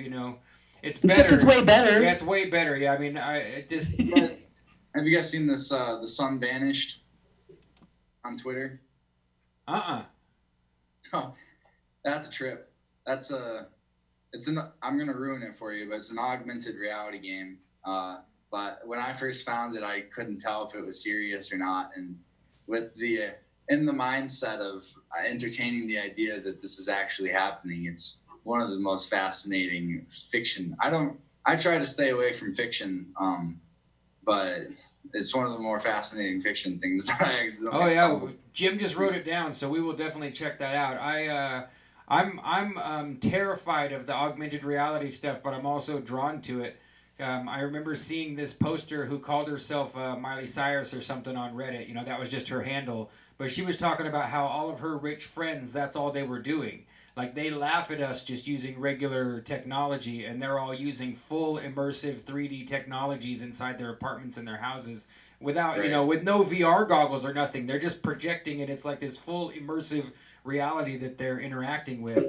And so that sprung into my head when you said that, Even us common folk could probably get that at a cheap price nowadays. Yeah. Couple projectors, an Xbox Live, one of those bars that kind of senses where you're at. Yeah, I've seen people modifying those things to turn them into a 3D scanner, so that's proof of concept already. They're already using them, so I mean, it maps the room in real time, so we could definitely take it to the next step and tell it to repaint it somewhere, But in the RX Picture Show, it's going places. Virtual reality. If there's a super wealthy donor out there that wants to start us off with our first $500,000 to get this thing started, we'll all get on it right now. For sure. We'll make the 4D chronology starting today. Let's do it. Right. So we can get back to the new chronology stuff. I guess we'll get through this article and then I'll probably call it a night. Yeah, for sure, man. Here. So yeah, John the Baptist is the first thing. The second one is February, and it's considered to be associated with the ritual of Februa and Lupercalia. Februa is it's a purification ritual it's done in the spring, and Lupercalia is I think another purification ritual, but more so focused on the mother wolf of Romulus and Remus of Rome. And so the idea here, from what I can tell, is like pretty much that it's about Jesus Christ, and it's February under the sign of Pisces is the fish. So it's Februa is Christ and January is John. So these 2 months on their own are two brothers, John and Jesus, or Christ and the Baptist. And even prior to, so this is another important part, is that March used to be the beginning of the year, and these 2 months were added on to the end of the year as 2 extra months for celebration. So I'm wondering to what degree, if it is all true, that could be part of the whole first is last thing, last is first deal from the Bible or whatnot. I think maybe even March may have just been the overall celebration for the whole family of Joseph, Mary, John, and Jesus. So that leads into March. I think that the first 3 months of our calendar are the royal family. It's the parents, Joseph and Mary, in March for the war. And February is Christ, and January is John. I think that maybe even potentially they're called January and February because of Mary, and those are they're of Mary, the only 2 months that end in ARY. Oh wow, okay. Like that. Yeah, John of Mary and okay, yeah, that makes sense. It could just be coincidence. Wow. That's just something I noticed as I was looking into it. I'm like, well, these are the only 2 months that even end like that with the airy thing. So who knows? But March is interesting because that's supposedly about Mary, but also I was looking into it, and it could be also about Joseph as well. So I think potentially it's about both of them. March being Mars or Ares, or the god of war, being Horus. There's a book in the How It Was in Reality series by Fomenko that talks about the god of war, and he equates Horus to Joseph, and so Osiris in the current time, in our current perception, Osiris is the son of, I think, Horus and Isis, or no, Isis and Osiris are married, and Horus is their son. Right. But in chronology, it would be that Horus and Isis are the parents of Osiris. Wow. And so they've got that a little jumbled up. So yeah. That's pregnant with meaning. Yeah, it really is. But it is. It would change stuff on our studies if that were the case. It's also interesting to look at some of the images with that in mind, that it could be that way. Looking at some of the, like the grown Osiris and Isis with a baby Horus and stuff like that. There's some images I think like that. Well, it makes sense because like both Osiris and Horus are said to have been her lover at some point. So this is just a little switcheroo. Right. Bacchus is also mentioned in the New Chronology. There's like over 100 reflections of Christ in history under popular names. So yeah, the first 3 are the royal family. Basically, what the calendar is it's a catalog of the royal lineage, from the earliest rulers to the most recent before the fall of the empire. So what you have to kick it off with is the original royal family that really impacted the world, which was Christ's family. So his father and mother, and then his brother and him, the January, February, March. So then you have April and May. They come in a pair as well. These are the progenitors of the empire. these are the parents of the twins, the zodiac line. It's April is technically on our current timeline traditionally attributed to Aphrodite and population, springtime. Everyone's getting busy and starting to get pregnant, and population fertility myths and stuff associated with April and stuff like that. But what it more than likely is, with the new chronology in mind, is Abraham. And Right, which still means the same thing, right? I mean, we all sprang from Abraham is what they taught us. So in a way, that still lines up. Still the same. So it's Abraham. The letters are still the same. The ABR is the root of it for Abraham, and April. And I think there's a couple others. Aurelius is the emperor that it might be associated with. But so yeah, it's kind of interesting. May also goes into it being associated with Maias or Sarah from the Bible as well. It's Abraham and Sarah, the two progenitors. Pretty much, they give birth to July and June. Or in the story, I think I've got them labeled as John and George, which is in our history most famously known as the Genghis Khan and Batu Khan. Okay, so Prester John would be Genghis Khan. Yeah, Prester John I think is Genghis Khan, and George the Victorious. I don't want to be saying anything for certain because it could be the other way around. Batu could be Prester, but I think it is Genghis that's Prester. Wow.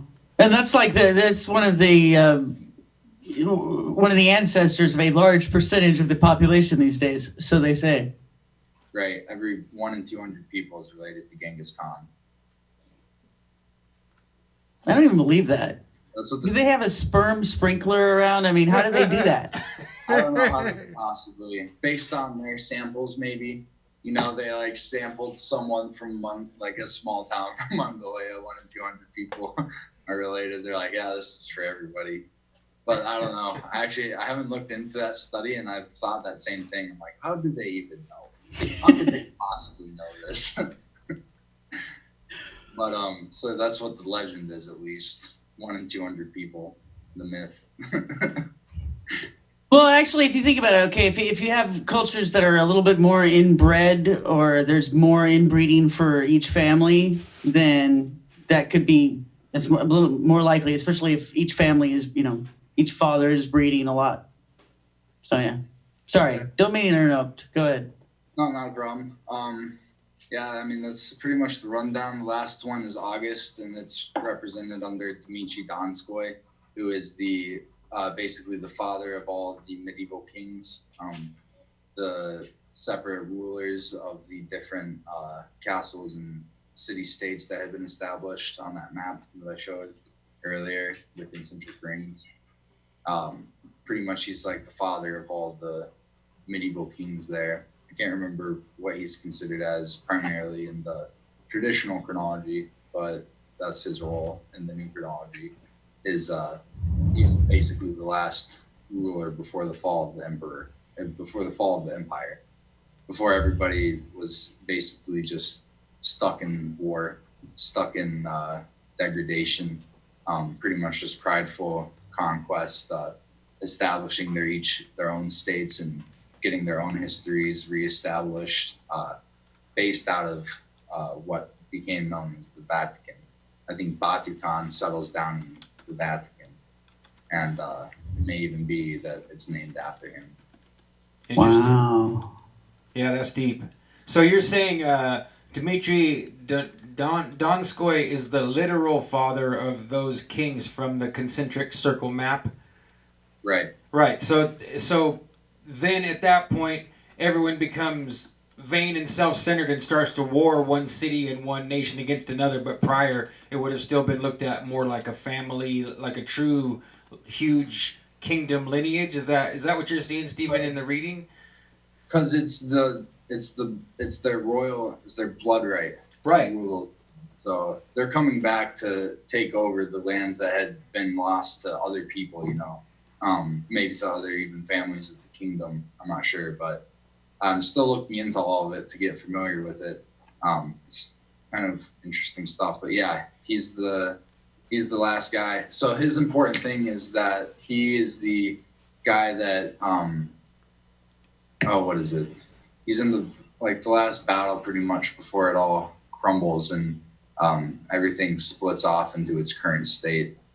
So it's between the royal Christians and the apostolic Christians. So in the new chronology, there's this thing that they consider to be ancient Christianity, which is this following that started after Christ died. And after Christ died, people were saying that he was a god. And I guess according to the new chronology, this was favorable to the ruling class, and they considered themselves gods as well, because they were related by blood to Christ, the God. And so they started ruling as deified rulers, as we can see in a lot of different texts, like the text about Julius Caesar and his 3-day, stunt where he dies and rises again, and is then deified as a god, a Caesar who walks amongst men. You can see that.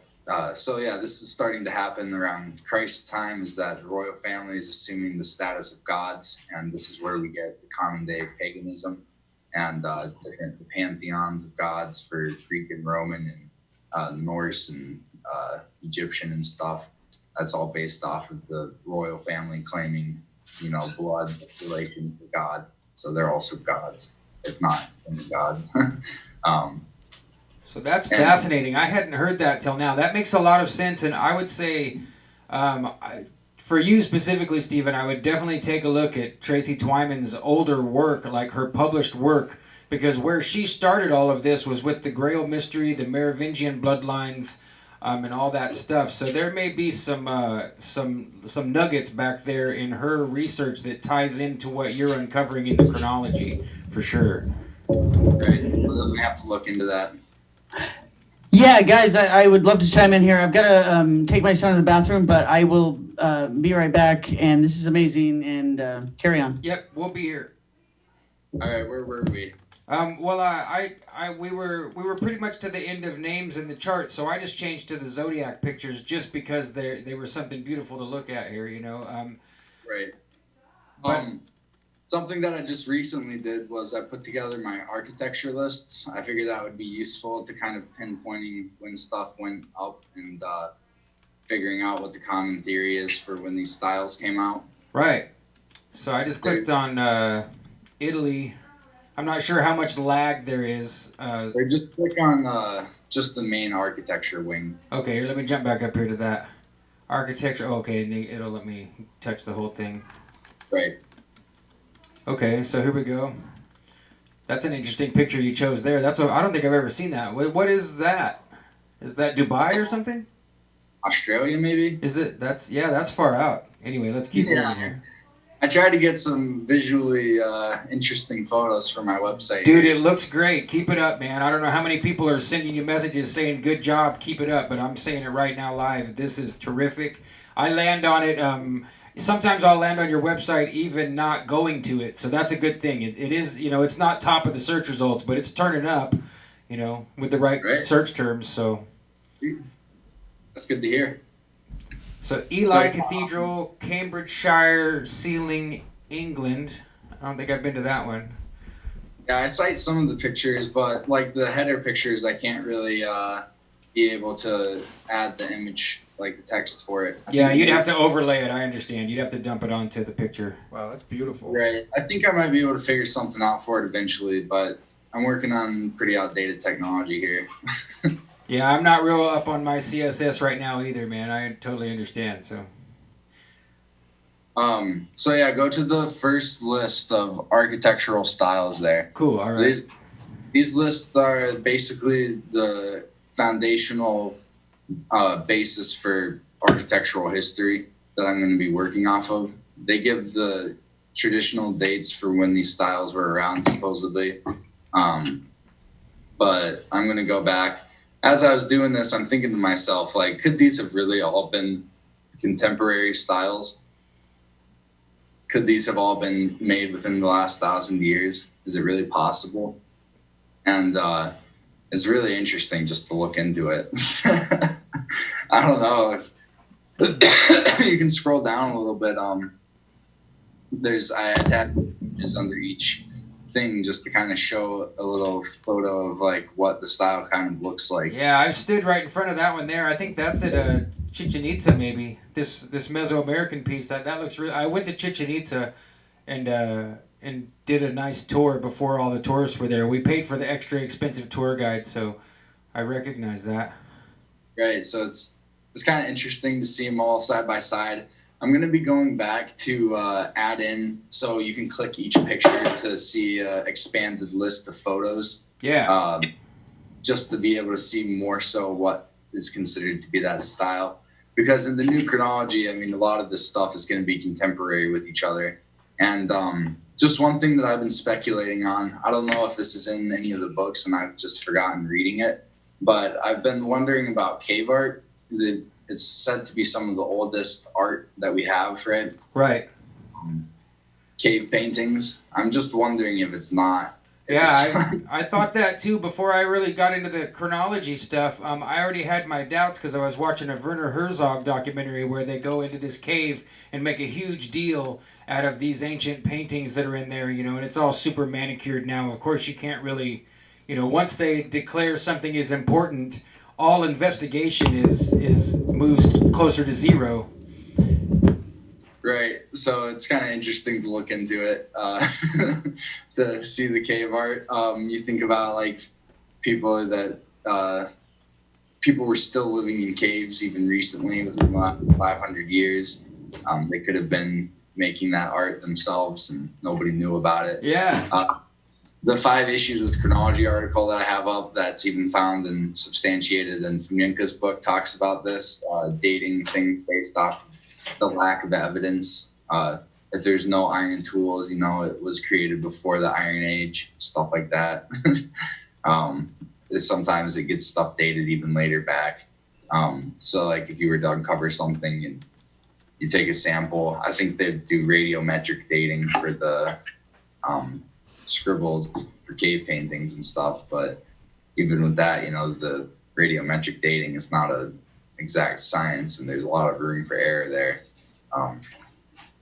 So yeah, the cave paintings, I'm thinking that's going to be interesting. I'm going to do similar style articles for art as well to kind of map out what the traditional historians think for art history and when different art styles happened, because these lists will be extremely useful in the future for my construction of what the world looks like with the new chronology, if I eventually establish that it is legitimate, or at least worth arguing about. I totally encourage your endeavor. It just made a scripture pop into my head. I think it's a psalm, but it's you know, a man's story seems true until his neighbor investigates him. You know, that's how I feel like that's what I love about your work is that you've got the biggest magnifying glass I've seen anybody get out on Fomenko yet. We're offline. And we're offline? Yeah. Uh-oh. Looks like we might have dropped our feed here. Let me take a look. YouTube's still showing me up here. Okay, let me. What's the chat saying? Seems fine to me. Okay. All right, so Tracy's still seeing it. Good. All right. Well, that's good news. At least we're Sorry. still up here. No, that's okay. Now, let me get back to Stephen's website. And we're looking at the architecture, but yeah, I want to continue to encourage you, man. This is great. You're making me excited for the next decade, as long as the internet still exists. And I'll make sure to zap you some in real life contact info, just in case it doesn't. You know, we can stay in touch. So, right. I mean, I don't know if you guys are interested or anyone else is interested, but I do have $1 a month option on Patreon if you want to show some support. And I've got on my website a Patreon list for all my patrons if you're interested in having your name up on that as a public supporter. I've also got on my Patreon a $20 a month option for anyone that's too busy to look into this stuff or likes my style of investigation. You can pick an article a month for me to write on. So like if you wanted me to write on I don't know, Tracy, the occult history, like the history of occult symbols, and you wanted to see what I could dig up on it and what I could find on it, I could spend that month, and in that month I would get you that article for you personally to read, and then also it adds on to the whole collection for everyone else to benefit as well, because it's adding something that hasn't been added yet to the website. So that's another option I have. I absolutely encourage everyone to do that. You know, to whatever degree you can afford, please support Stephen's work. We're just not seeing this stuff out here. You know, so it's great, and I'm excited now to come up with a few months worth of $20 so I could shoot you some ideas for sure. So. Right, and another thing is that from just me looking into this stuff, it's not easy to talk to a historian. Like, I sent 500 emails, I got 5 responses. So 1 in 100 are going to respond to an email, much less be able to have enough time to talk to you on the phone and answer some questions like, where are these manuscripts? Where's the history for them? Like, how do we even know that any of this is real? What's the earliest that we even know about any of this stuff? And they're like, well, we know about this guy through this other guy who was mentioned by this guy in the manuscript that appeared in 1927.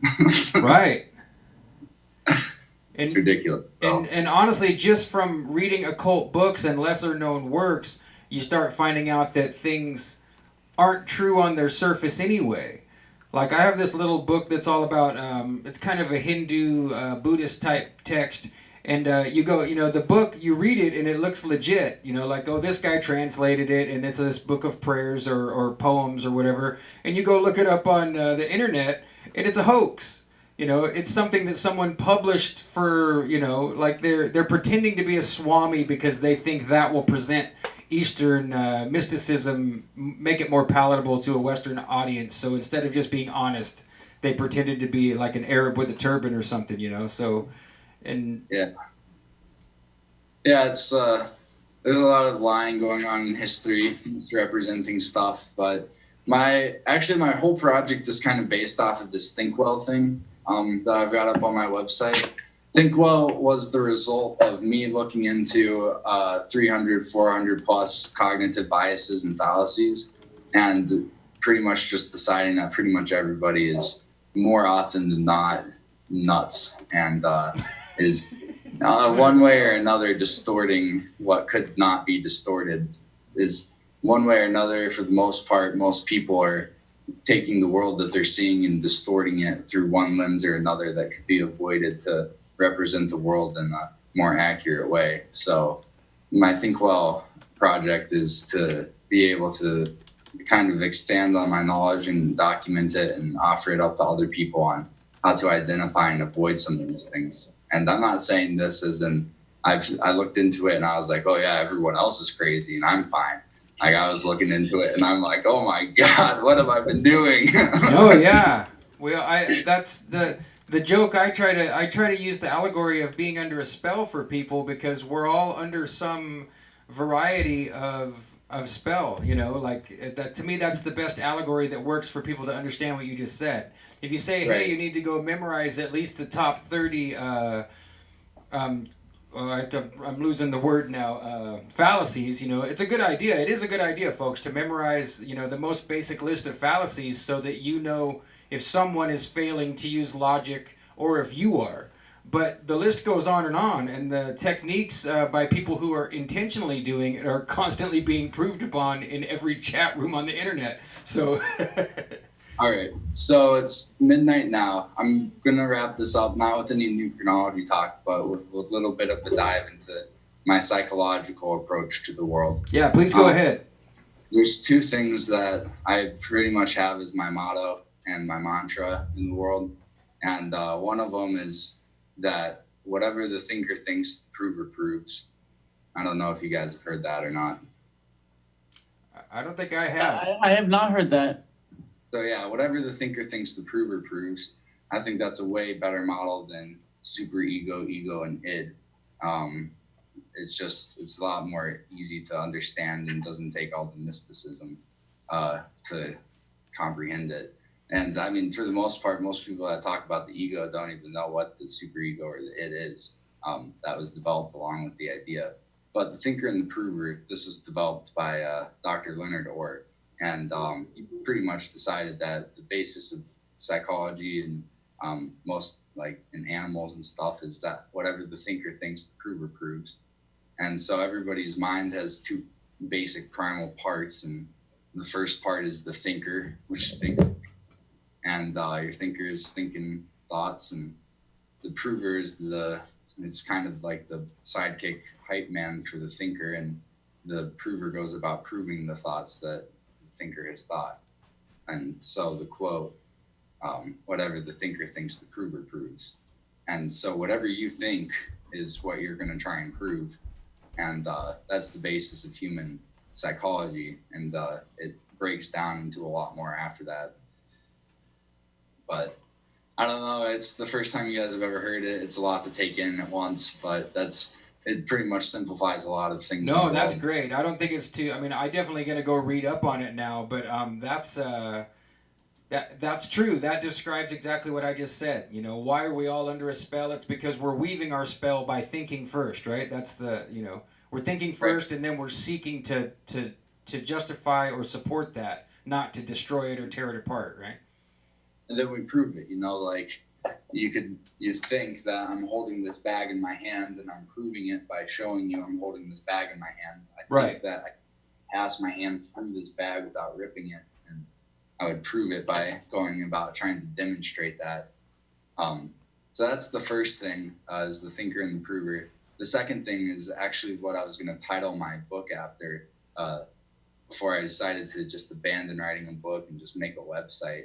Because, the hell with printing a bunch of books and you can just have a website. I mean, no offense to any authors. Like, I think it's a great way to get the books out. But personally, I just can't see myself ever having information that would be worth compiling into a ton of books. Like maybe like a section somewhere that you'd be able to reference it. But I just feel like there's so much information and we have the means to be able to do it. I don't know. I've put a little bit of thought into it. I don't want to trail off into it, but the idea is that snow is black. That's the argument, is that the color of snow is fundamentally black and not white.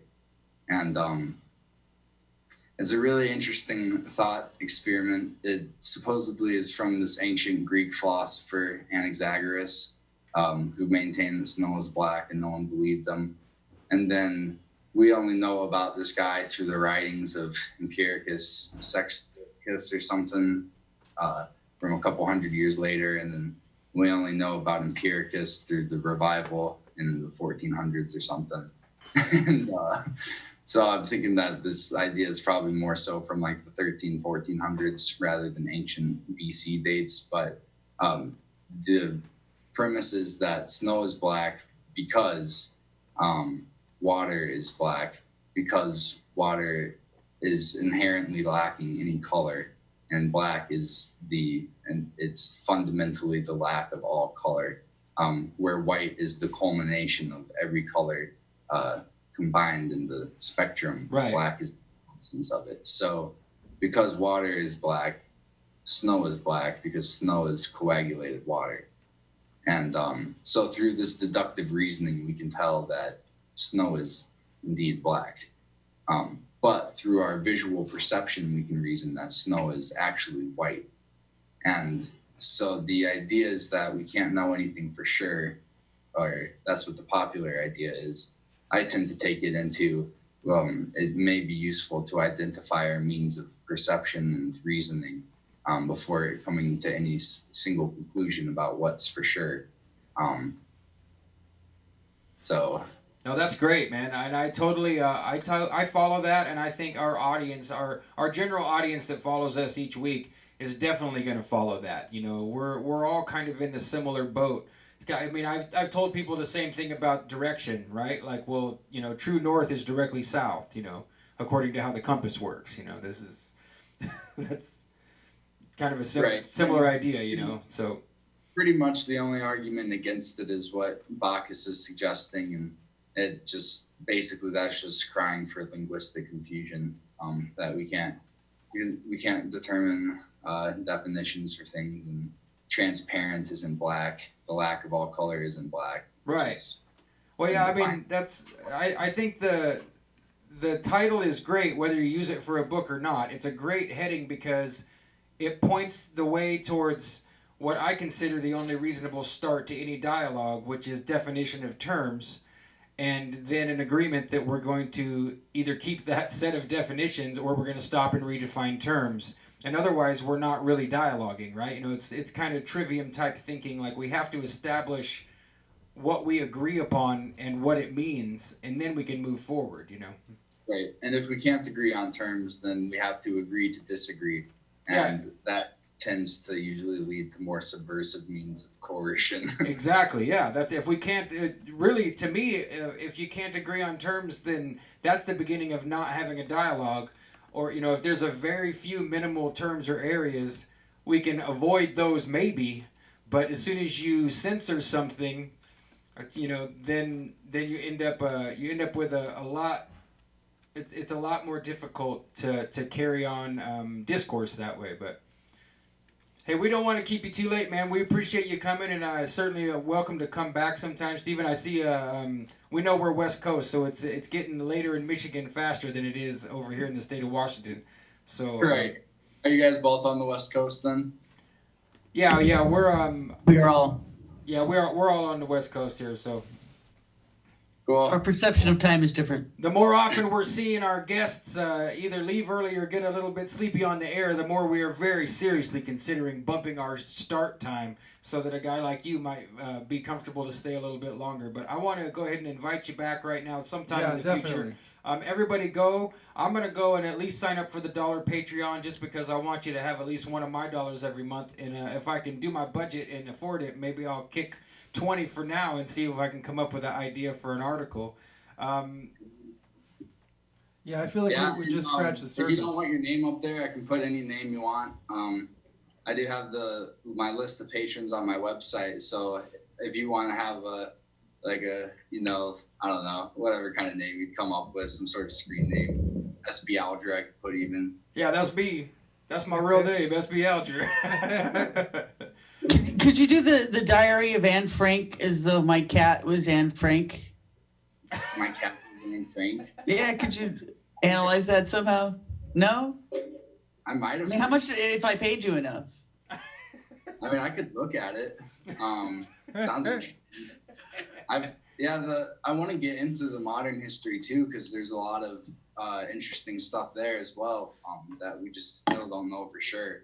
But you know, the ancient history, all this stuff is only getting further away from us the more we are here. Yeah, it's true. Well, obviously, the cathedrals are burning down. Al-Aqsa is burning down. Right. No, I'll stick around to talk about that for a little bit. I know you want me to. Yeah. If you don't mind, man, I just want you to feel comfortable when you feel like you've had enough. You know, you just let us know. But no worries, man. I'll tell you when I'm ready to go. Cool. I'll be like, all right, it's over. I'm done. Yeah. So of course I saw it live when it first broke out in the news. It was breaking news, and it was all over Facebook and all over the internet, and the flames were coming up. It was wild. People were calling it the next 9/11 for the Christian world and whatnot. So I don't know if you guys caught it live at all. It was pretty wild to watch. Jim and I did. We were at work, and one of our coworkers said something, and we immediately popped it up, and it pretty much distracted me for the rest of the day. I mean, well, still till now, but that day at work was like, oh man, I really should focus. And instead I'm like, now this is happening at Notre Dame, you know, like, and the story just seemed to get more and more suspicious the more it developed. You know, they lifted the saints' heads off of their bodies, lifted their bodies off of the church, along with the gargoyles. Turns out they got all of the artifacts and artworks and relics out of the church. There's apparently there's footage I haven't seen yet of someone walking around inside the fire up on the scaffolding. Was it you that said that, Tracy? Did you point that out? Yeah, I think so. I mentioned it, yeah. Yeah, I haven't seen it yet, but so that's... It makes me wonder what they're hiding. It makes me wonder if there was something going on under the church that they needed to create a distraction in the catacombs, in the tunnels. It was Quasimodo up there.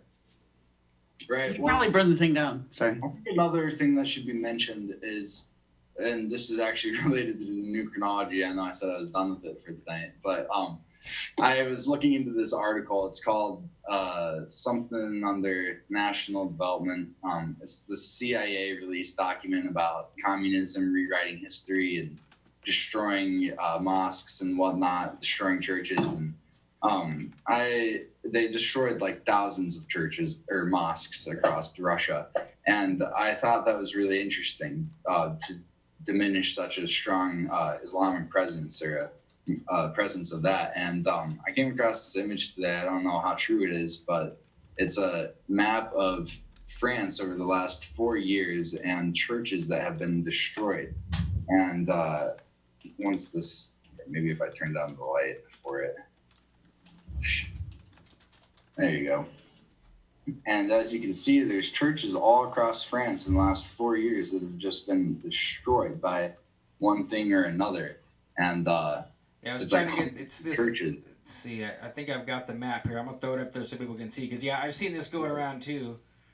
Pretty sure. So I'm wondering to what degree, is who is destroying these churches? Is it the yellow vests? Is it ISIS? Is it just protesters? Like, are they just accidents? Like the Notre Dame was an accidental electrical fire.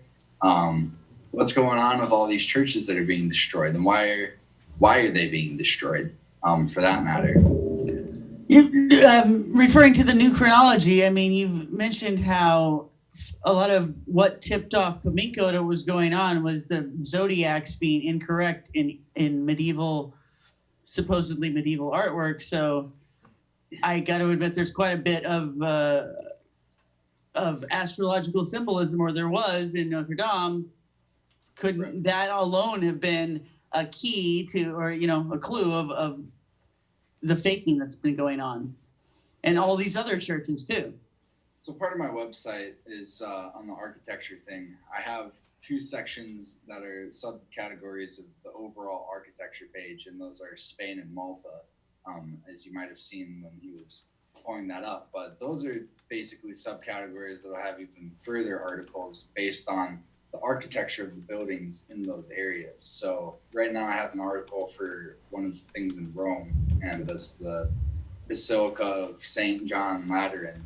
And it's interesting looking into some of this stuff. I was going to do one for Notre Dame, and the story of Notre Dame is interesting because they've got these stained glass windows, which are supposedly replaced by just regular windows for the sake of letting more light into the church. Like, the point of the stained glass window is to capture a story and to let the light illuminate it. Like, you can't just get some torches for this church. You're going to destroy the history of it for the sake of light. You'd think they'd put some really fresh mood lighting in somewhere that there's a little slider or a dial and not worry about uninstalling ancient stained glass windows, right? Right. So, well, I mean, this was like, supposedly they redid it in 1400s. So it was like right at the beginning of the historical Reformation period.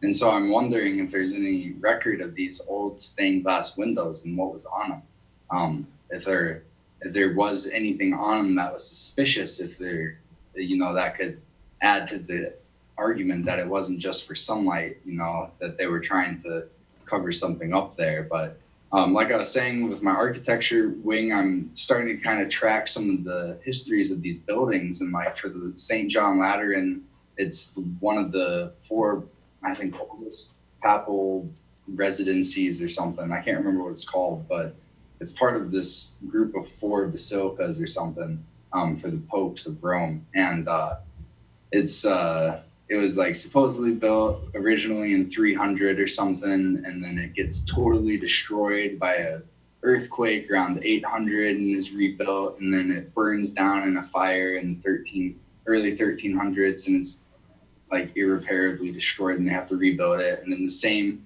century later, late 1300s, it's completely burnt down, and they have to rebuild it. And so the current building for this building, that if you look up the date for it, it'll tell you it was built around 300 AD. The earliest that the current building was built was like the 1400s. And even at that, it was still being reformed and expanded up until the 1800s. So they don't tell you that, though. They just say, yeah, this was originally built in 300.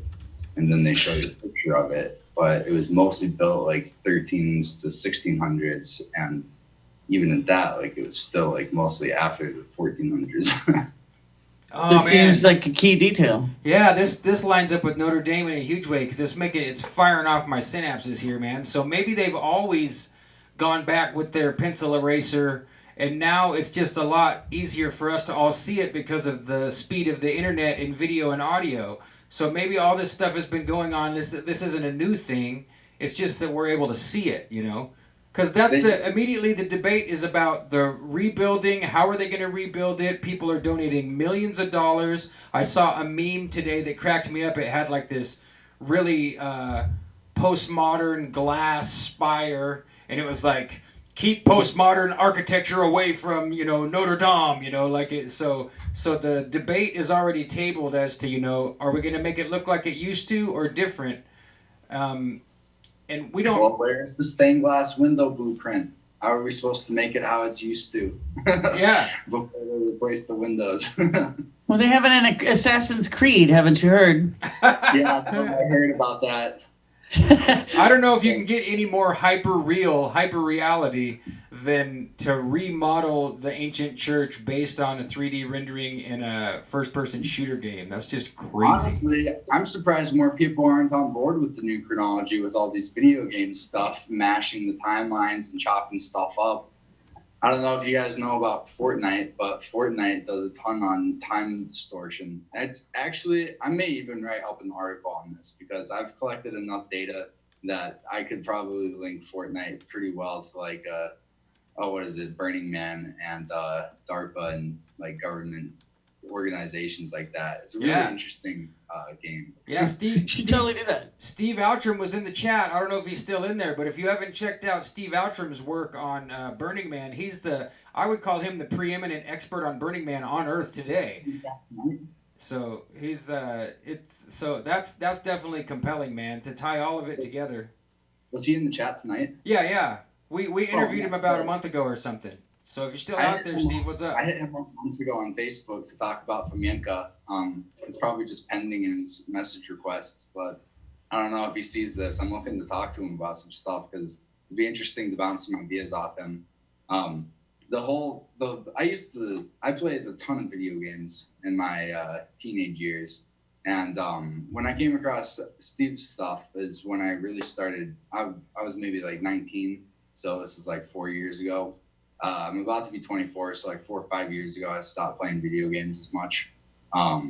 And I started looking, I kept playing them, and I still play them still currently, but I play them more in I think about it. I wonder just to what degree are each of these different things set up to manipulate your like senses and your like reactions and your, I don't know. I just wondered to what degree is the video game set up for entertainment, and to what degree is it set up for data collection? Right. Because the whole Fortnite thing is really interesting. Actually, I guess since this is a variety show, if you guys don't care about me talking, I could just go into it real quick. Go ahead, man. Yeah. We'll follow you wherever you lead, bro. It's good. So I mean, I was pretty into just Halo for my games. I didn't have an Xbox for a few years, from like maybe 17, 18 to 19, 20-ish. And then I started playing again, and I was just playing like the old Halo games, and my friend said that I should start playing Fortnite. And so I checked out Fortnite, and the first thing I noticed is that this is just like LSD. Like this, I don't know if anyone, like if you guys have ever taken it, but like the graphics on there, they're pretty much like what the world looks like on L, and it's kind of weird. I mean, I don't take that kind of stuff anymore, but I did take a bit of it when I was a teenager, and so I'm familiar with the effects enough to kind of notice when other stuff is recognizing it as well. And so I'm playing Fortnite, and I'm noticing all over the map are these mushrooms, and there's 2 types of mushrooms that were all over the map, places that mushrooms would not be growing. And this is a child's game. Yeah. And this even sparked interest into me going back to look into older games like Crash Bandicoot and stuff like that, and cartoon shows and stuff to look for symbolism. And there's actually mushrooms just everywhere like this throughout gaming. Yeah.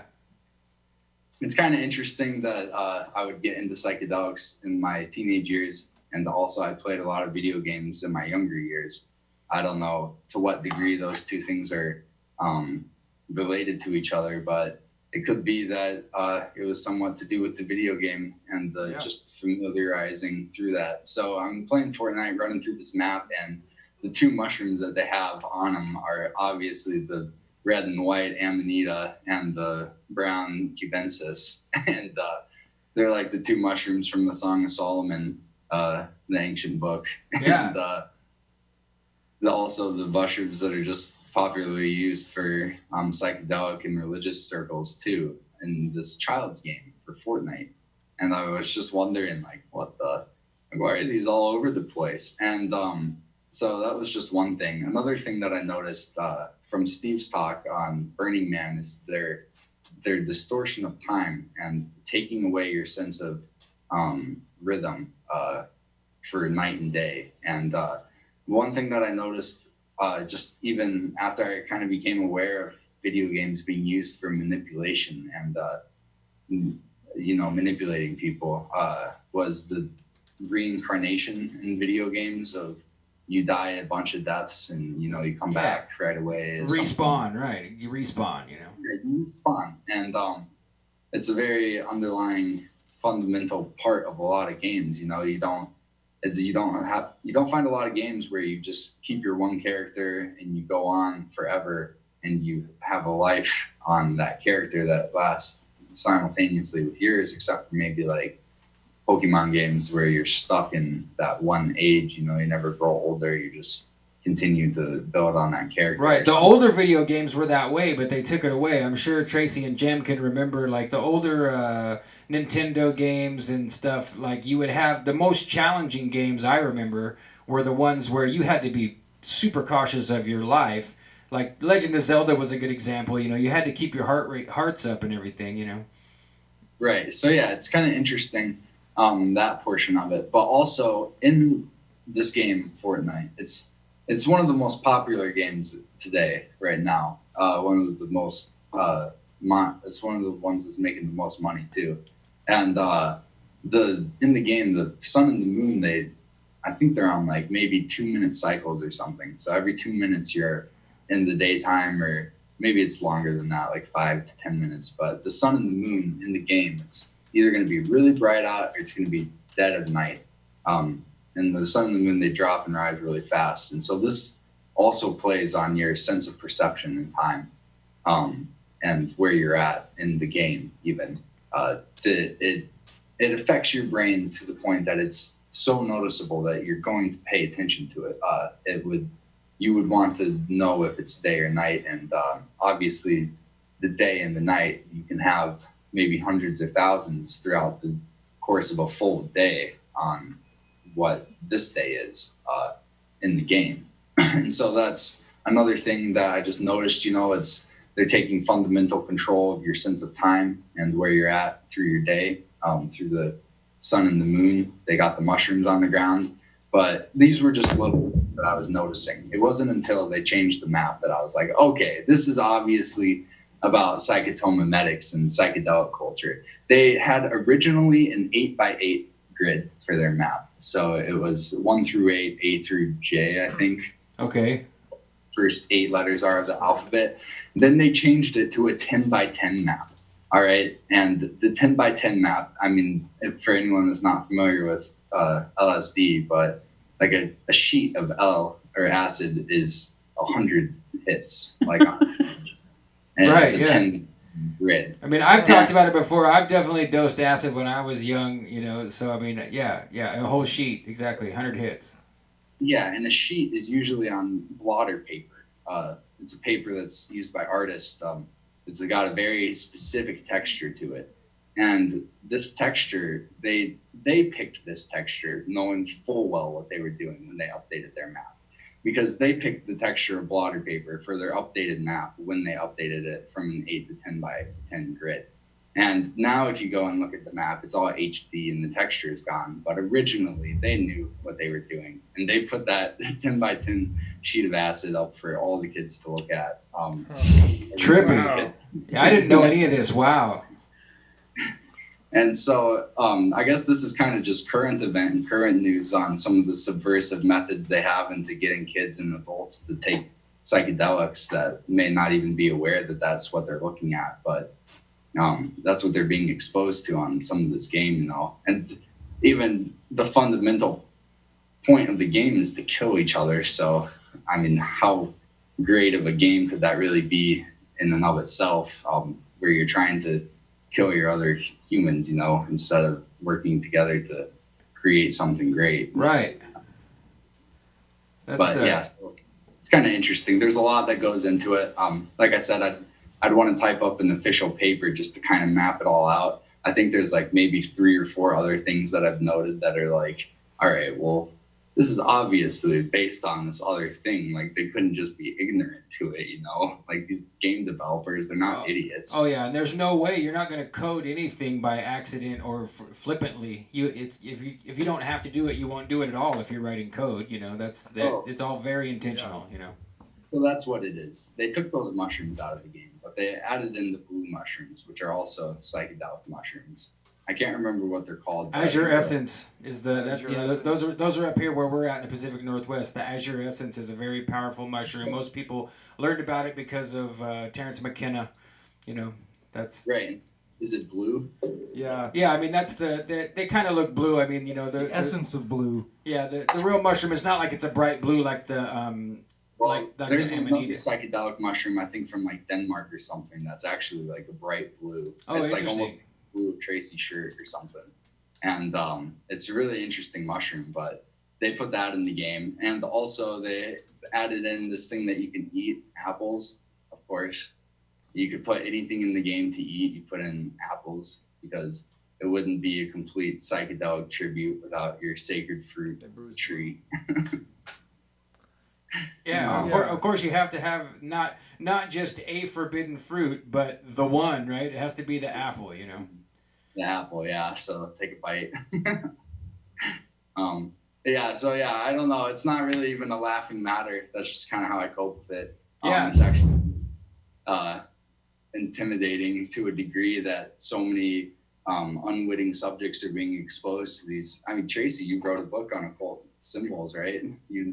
I'm sure you're familiar with just to what degree these people are flashing their signs for people to see, and these people don't even know what they're looking at because they're not initiated.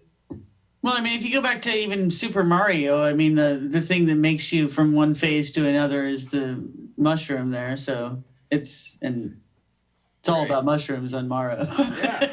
Oh, that's totally true. Yeah, the mushroom makes you 10 feet tall and invincible pretty much, right? Or the star makes you invincible. And that's...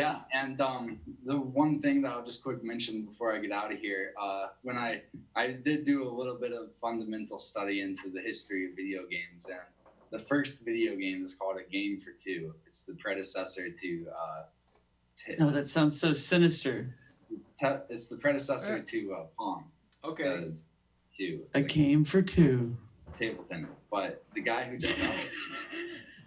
developed it was also on the team of people that developed the first atomic bomb. Wow. The first video game is on the team of people that developed the first atomic bomb. It doesn't surprise me at all, man. Whatever you want to do with that. Yeah, just Wow. like the guy who was first working on computers also coincidentally drew a pentagram on the ground and stood in it trying to summon the devil, right? Like all these things are correlated and connected. Turing? I don't know. I don't think it was Turing. It was a different guy, but yeah. So yeah, I'm gonna get out of here, but thanks for having me on. It's been a lot of fun. I'll definitely have to get back here on a night. I'll maybe get a nap in right before, have a little bit more energy, be more awake for the full show. But be sure to check out my website. Yeah, everybody go to Stephen's website and please go. By the time the show is done, I will have your Patreon dropped in there. Are you on Twitter or not? I don't remember, man. Yeah, no, I'm on everything. My homepage of my website has all my social media links on it. Cool, so- I will say I am least active on Twitter because that's been my least amount of reception on Twitter. Yeah, My no problem. Instagram is specifically for my new Chronology art. I still like to create art artistic stuff. It's kind of fun in my downtime, and I don't feel like reading, chopping up an image, editing the colors of it, doing stuff like that. Yep. And, well, for new chronology or the chronology truth on Instagram, I post some of my distorted historical pictures. Terrific. So yeah, that's what that's all about. My Instagram's all full of art too, so I will definitely be finding you on there, and I will update the description for this episode to make sure that all of your social media links and especially your Patreon is in there. We can, if you ever want to do something that's not live, we could always consider, covering something if you want any one of us to bounce ideas off you or, use it as more of a dialogue format instead of just having to drudge through it documentary style. Just hit us up, man. Let us know. And I will reach out to Steve Outram if I get a chance and tell him that you're definitely interested to be in touch with him. So. Yeah. No, I imagine for about the next year or so, I'm going to be setting down everything that will establish the new chronology is legitimate or illegitimate. And I'm leaning towards it's probably going to be legitimate because it seems pretty solid so far. Yep, I agree with you, man. Thanks so much for coming, man. We really appreciate it. Get some rest, and we'll get you back on as soon as we can put the schedule ahead of ourselves far enough to make it work. Yeah, thanks for having me on. It's been a pleasure. Yeah. Have a great night, man. Yeah, it was Thank you great very to much, meet you. Stephen. Likewise. Have a good night. Thanks a lot. Thank you. All right. Oh, now there's going to be two of me. Oh no, Tracy's here. Thank goodness. When It's a game for 3. A game for 3. That was You want to awesome. play a game for 3? Is this the new map of Notre Dame at Fortnite where we can fight to the top of the spire? Sure. Just take some mushrooms. Maybe they'll just replace the spire with a huge mushroom. That helps you stay awake. I was brainstorming. It does help to stay awake. That's true, folks. If you can't sleep, you can always take mushrooms. I don't recommend it.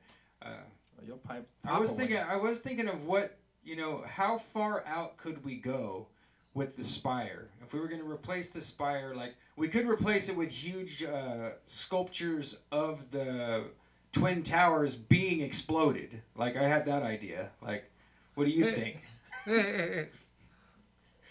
You gotta aspire to something.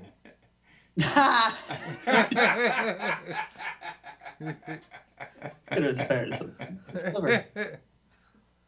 I mean, the obvious answer is an inverted cross with the crescent on top of it, right? The crescent moon on top of it. You could that way you're making the end game obvious. A big. Well, star. isn't the end game fire?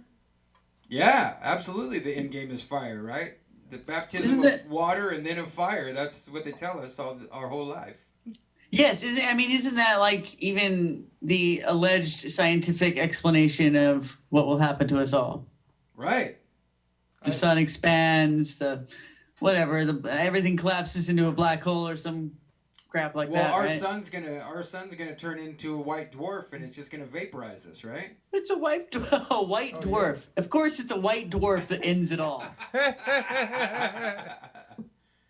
Could they be more obvious? That made me think of the actor from Game of Thrones.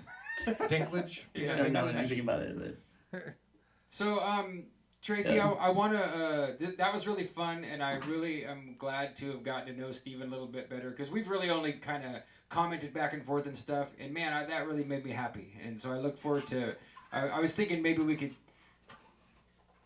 include him on the regular or try and book him in once every 6 weeks or something because this is a subject area that I really like how organized he is. As you all know, I'm very much more ADD and not exactly organized. So anyone that you do the same thing. You guys pile lots of information in a concise but thorough manner all in one place. It saves all of us ADD people's asses that we can land on your pages. So I really like that, Yeah, we just scratched the surface of his knowledge. I think too. I think we could have gotten we could get a lot more if we had him on longer. Yeah. Very cool. And but I did want to transition into this this stuff that you found out about Fulcanelli in relation to Notre Dame and how it ties into the recurring theme that we keep seeing of collapsing the world, you know, like this. To me, when I think of collapsing the world, I think of Tracy Twyman, because she outlined it for me in a way that was more concise than anything else. Like the idea of so many gods and goddesses and mythical people all being able to be foundationally tied back to a concept of layers upon layers of worlds being collapsed and the world underneath becoming hell, and you know, and this being the process that the gods are trying to accomplish, that they're trying to break through and or draw down something. And then this the cross that you found at the end of the Fulcanelli book, the name is slipping my mind because I just learned about it yesterday. The Cross of Henday, yes. Yeah, and that's Hendaye, right? Or is it Hin? Hendaey, that's Okay, right. Right. So what I found was that chapter wasn't even there until they republished the book later, and I found an interesting character talking about Fulcanelli in general and about the mystery. So apparently they call it the Fulcanelli affair. Like this whole thing like did something. Like it's more information that I had found prior, and it's only because you pointed it out. I tried to use the text to speech while we were at work today and throw the last chapter on because I have an app that'll do that. You know, it's kind of hard to listen to the robot voice, but I was thinking this is good review for what we're doing tonight, and it just wouldn't work.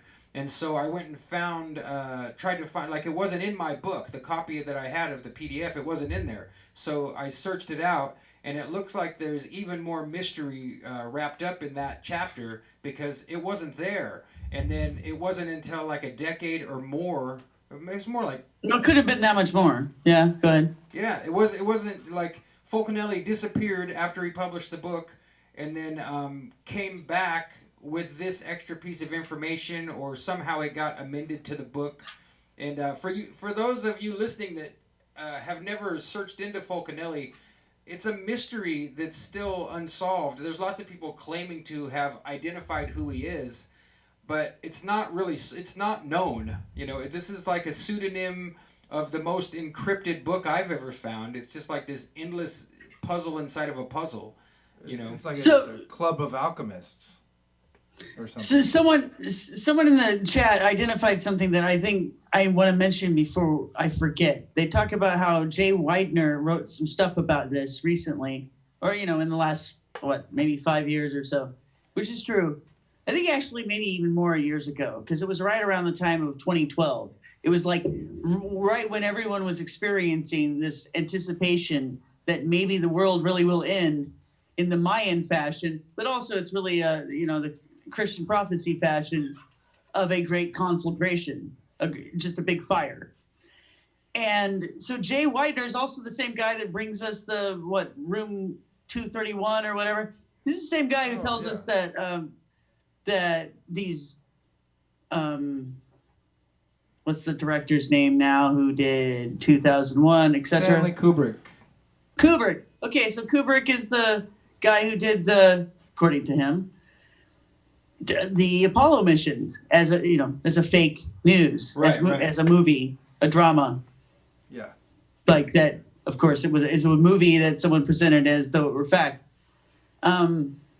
And this was, okay, so Widener was decoding all of this stuff just right before 2012 is my recollection.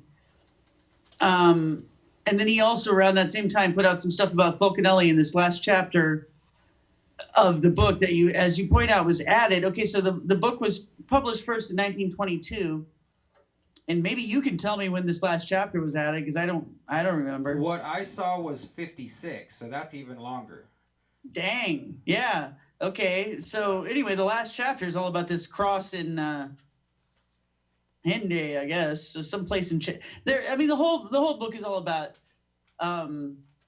old Catholic stuff in France and how it really has all this alchemical meaning in it, and that the alchemical meaning is really about how history is an alchemical process. And at the end, everything will be burned up and recreated, just like in an alchemical process, which is really interesting when you think about it in terms of new chronology and the idea that, well, maybe, this happens pretty often and not not in the grand epochs that we assume, right? Yeah, not 26,000 years, more like 300 or 400 years or something, right?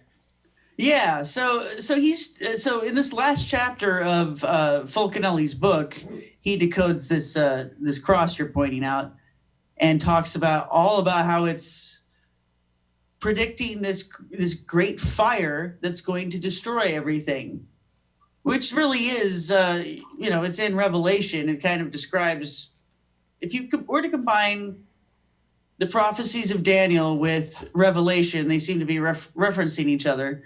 I mean, they're describing, New Jerusalem coming down as this capsule, like they say it's cube shaped, which Right. coincidentally is what the white stone in Alchemy supposedly is. Right. It comes down from heaven, and it becomes, when it lands, as though it were a UFO, the new Earth. And everything around it is destroyed. Of course, the righteous are let in, which, according to Revelation, I think was like there's only 144,000 people going to be saved. They go inside the cube. Everything else gets destroyed, like it is an alchemical crucible, Athenor, So this is a very specific interpretation of how existence will end and be recreated. Fulcanelli puts this in this book. It gets discussed by Jay Widener, contemporary to his revelations about Apollo, the Apollo missions, and how they were fake, and the truth about that's encoded in Stanley Kubrick's work, which is interesting in a way. And also he puts out this stuff about this. And I think Terrence McKenna touched on the subject also, and Jay Widener referenced that. But anyway, yeah, so at the end of Fulcanelli's book, I guess the end that they decided to put on it in the 50s is when they interpret this as the end of everything, right? I mean, he's interpreting in the earlier parts of the book all of these Gothic cathedrals in France, saying they have this alchemical meaning. And he does get into the fire aspect, which of course is what alchemy is a lot about. It's like you're burning something down into its most basic elements, and then you burn it again and get even to more basic elements, which is really a process that we have refined supposedly over the course of the 20th century, where we break down the atom, and then we break down the alleged subcomponents of the atom, Right. and then we're doing it in the macro in astrophysics, exploring and supposedly because we can look at like radiation patterns and all sorts of other weird crap in space with devices that aren't really cameras per se, but they're taking pictures supposedly of things. They're recording things, and then we use computers and we turn that into an image, right? And we get this idea of what the universe has been, supposedly, this big conflagration, this big explosion from primal matter, which is exactly what the alchemists always said there was. That's how the universe started. And then it's eventually going to go back there. So, yeah, it's very interesting that,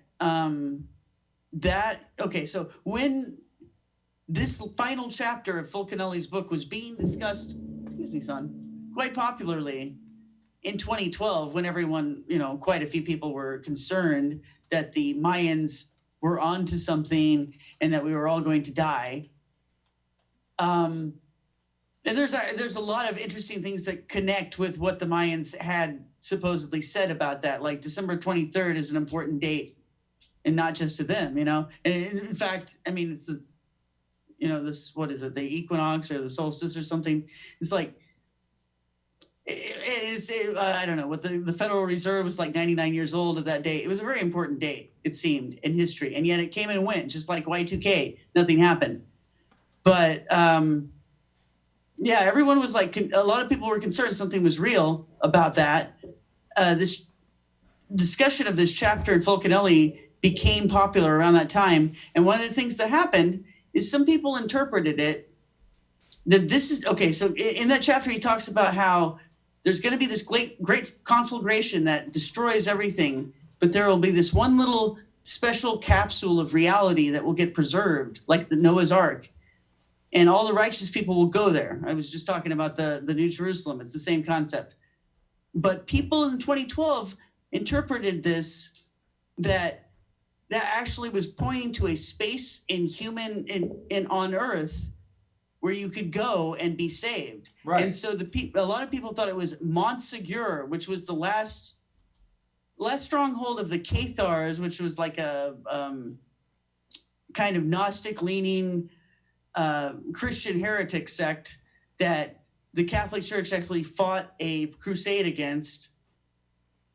And so their last stance, the last place where they fell in their battle, in this crusade, was this mountain called Montsegur. It means the Mount of the Saved in France. There's a lot of etymological connections and mythological connections with this mountain that make it seem similar to what was called Mount Cardo, referred to in Christian, I would call it mythology, like Christian extra biblical texts. They talk about that this is where the Noah's Ark landed. This is where the Garden of Eden really was. It's like this is the sort of center of existence that's kind of hidden, and all of the really sacred things happen there. So it's like, okay, when Noah's flood happened, supposedly Mount Cardo was the mountain that the ark landed on. Reason being, it was the highest point at that point, supposedly, right? According to the story they're telling. All the waters were beneath it. And even there's this sacred, in like the Old Testament and also other Jewish texts, they talk about the Cave of Treasures being in this sacred mountain in Eden. It's really very much seems to correspond to Montsegur. Which, I mean, I remember writing about this like 15 years ago and thinking, this is really weird that they've transposed all of this, Christian and biblical mythology. It all seems to correspond to this one place in France, which couldn't possibly be that old, right? Well, but, maybe that's just, yet another manifestation of this chronology, tampering that we're talking about. So anyways, just like, okay, so 2012 came and went. People came to Montsegur and they actually like hung out at a hotel there, hoping that they would be the ones to live while everyone else died. And in fact, nobody in particular died, so nothing happened. But at the time, it was quite interesting. It was actually, in this chapter that Fulcanelli wrote, it says, whatever its age, the Hinde cross shows by its the decoration of its pedestal that is the strangest monument of primitive millenarianism. Like, this is 100 years before the actual millennium, and he's writing about this. Right. And then it actually happened. Like, this is what people focused on 100 years later. So that's interesting. And then here we are, many years past 2012, but we're still wondering, like, are we on some kind of, biblical timeline here? Are we living through prophecy here? And if you look at Fulcanelli's book, it's very much about interpreting the alchemical, he calls them alchemical mysteries of these cathedrals in France. He's interpreting them in terms of prophecy also. And the first chapter, I think you said earlier, like the last chapter of the book, but it's the first chapter about the cathedrals in France is about Notre Dame de Paris, or Paris. And there's a lot of stuff in there. I started recording myself reading it. I thought, okay, I'll record myself reading it.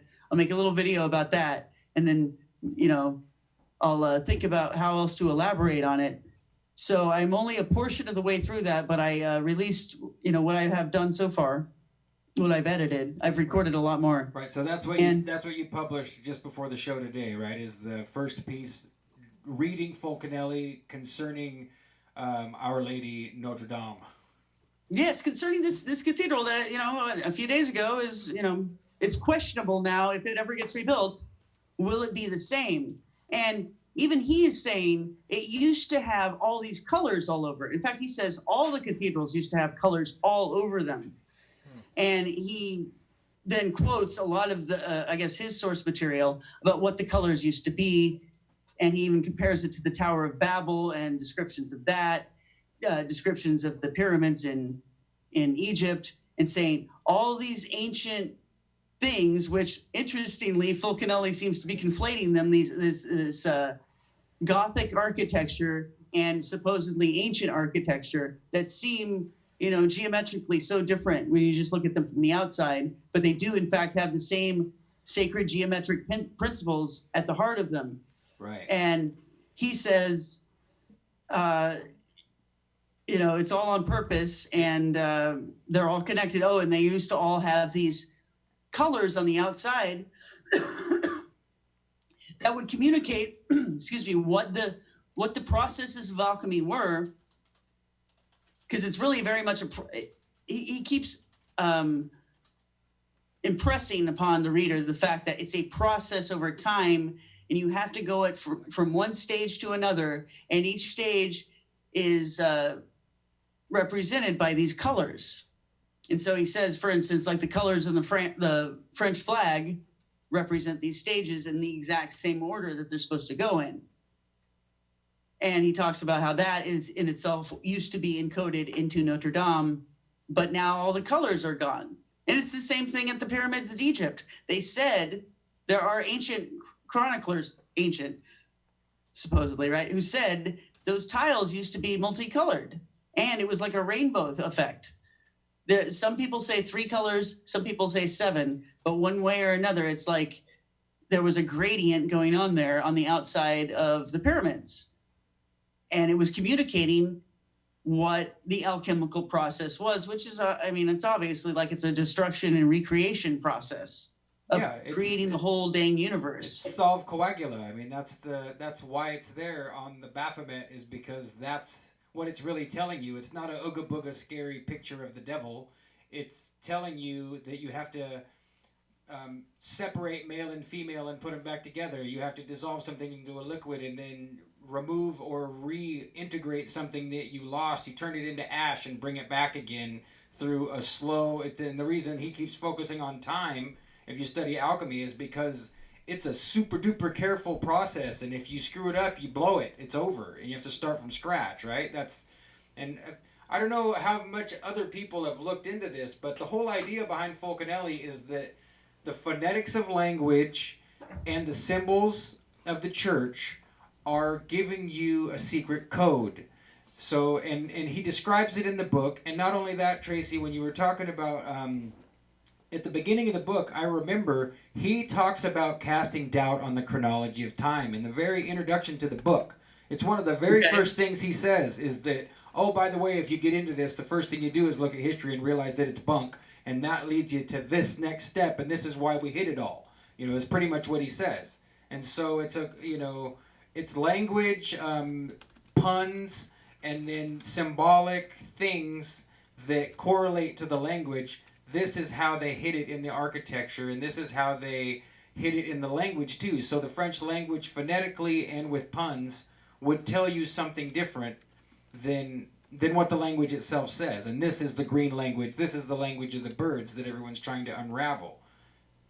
And wouldn't you say, in reference to new chronology, which is really supposedly the right chronology, right?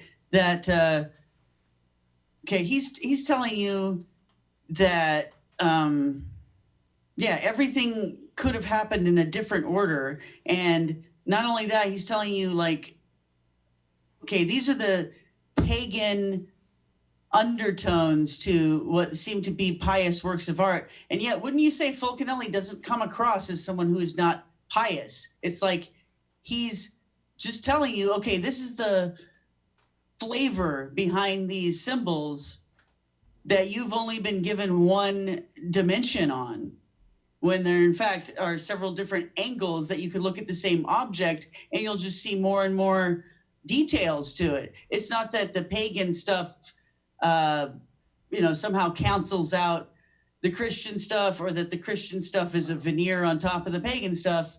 He's saying this is just the deeper look that you need to take.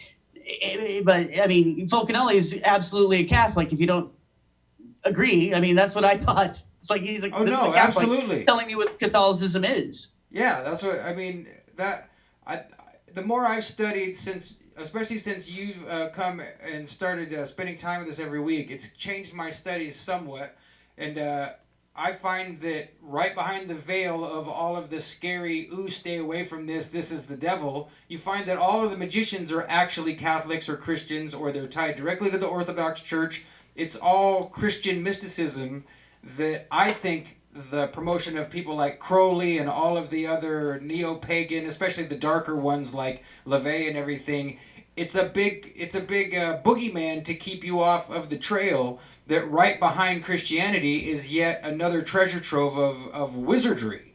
You know, that's what this whole thing is. And I was looking for the tomb of Christian Rosencrantz, and because you were talking about colors, can you see that on the screen there? They're calling this the Tomb of Illumination, and I know I saw this recently, but I've seen pictures of this that they're not an illustration, and they're super colorful. Not like this. That's kind of washed out colors. I can't find it now, and I must just be typing the wrong search or something. But I know. Yeah, look for Vault of the Adepti, maybe. Yeah, there we go. I know what you're talking about. Yeah. I based part of the bathroom in the Bloomberg-based character villain in his building in my novel Genuflect. I based it partially on the Vault of the Adepti that the Rosicrucians, I guess really it's like the Golden Dawn used. And they say it comes from Rosicrucian origins, but who knows? Right. Depending on what Rosicrucian you ask, that's definitely true or not. Right.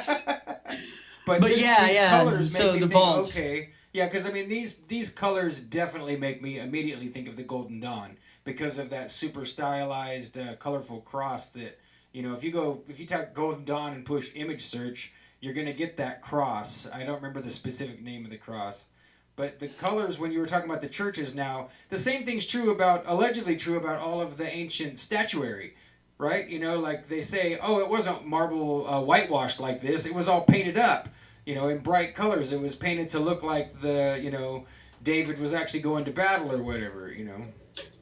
And like the Black Madonnas, they keep saying, okay, well, they're dark because of, you know, the smoke from incense over the years, which I'm not even sure. But I mean, who knows what color they are or were.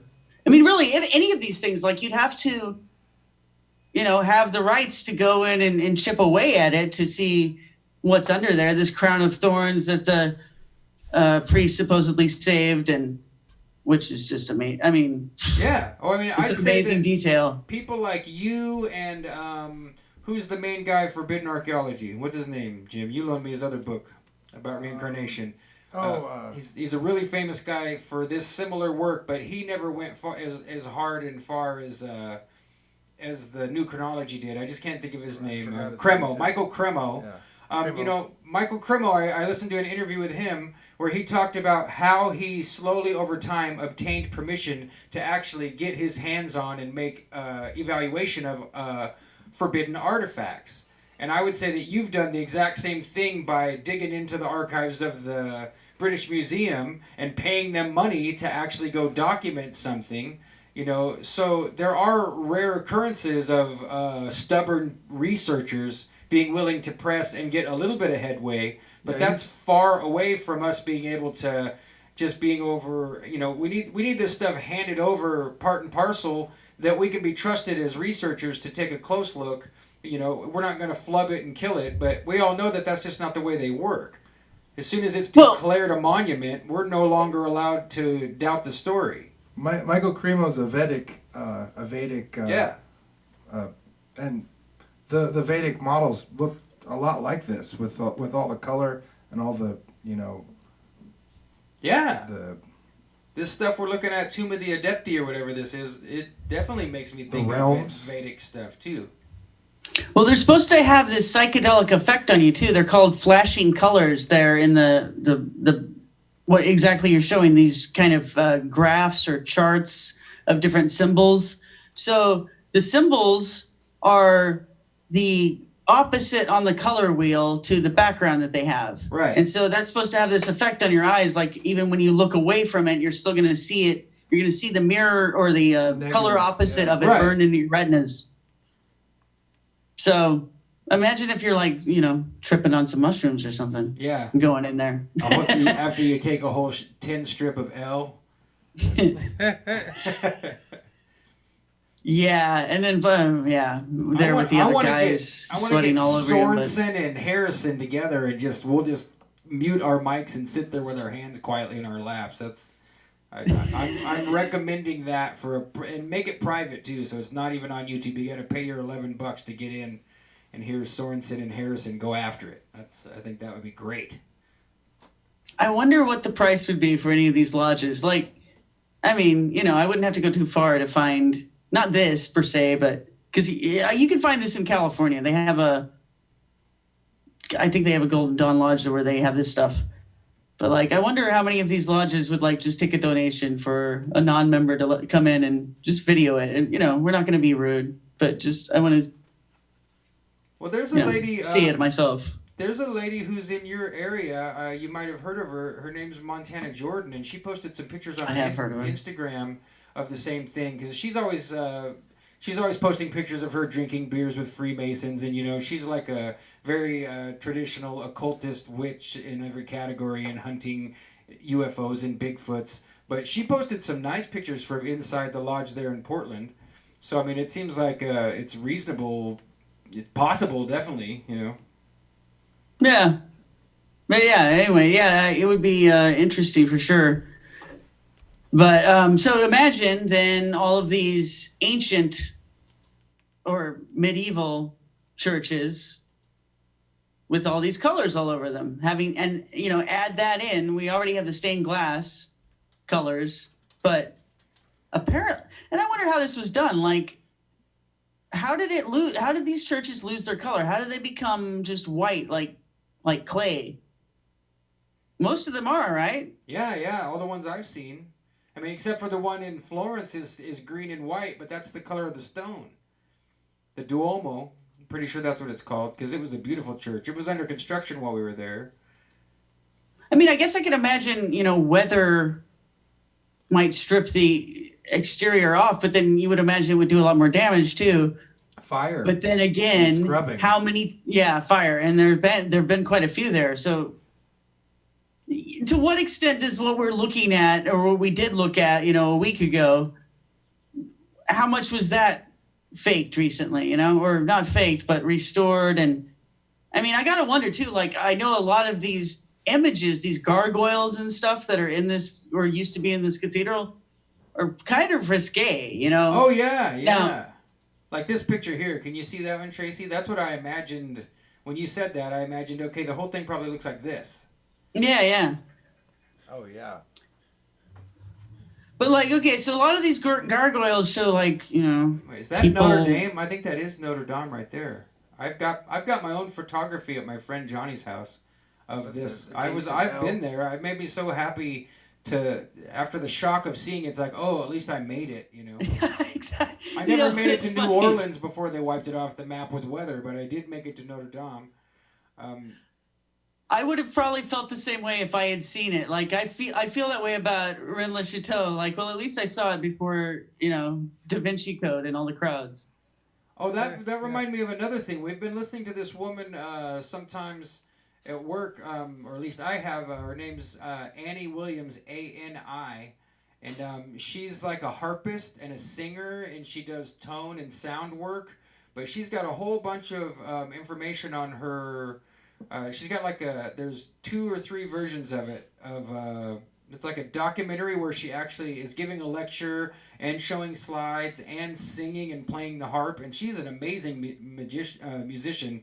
I'm sure she's a magician too. But she's talking about Rennes-le-Chateau, is that right? I think so. Yeah. Yeah. So and it made me think of you. Like immediately, like, oh, because she might be also covering things that just that you didn't cover. We get so far away from wherever we started that it's always worth it to go back, I guess, is another way to think of it. for sure. Yeah. But yeah, I think that we've got to go through more Fulcanelli. I mean, it can't be a coincidence like that we were talking about it just a couple of weeks ago. We brought it up like 3 or 4 times now, I think, on the show. Oh, we need to talk about Fulcanelli sometime. And, you know, I've written about it before, but we were going to go into a totally different angle about it.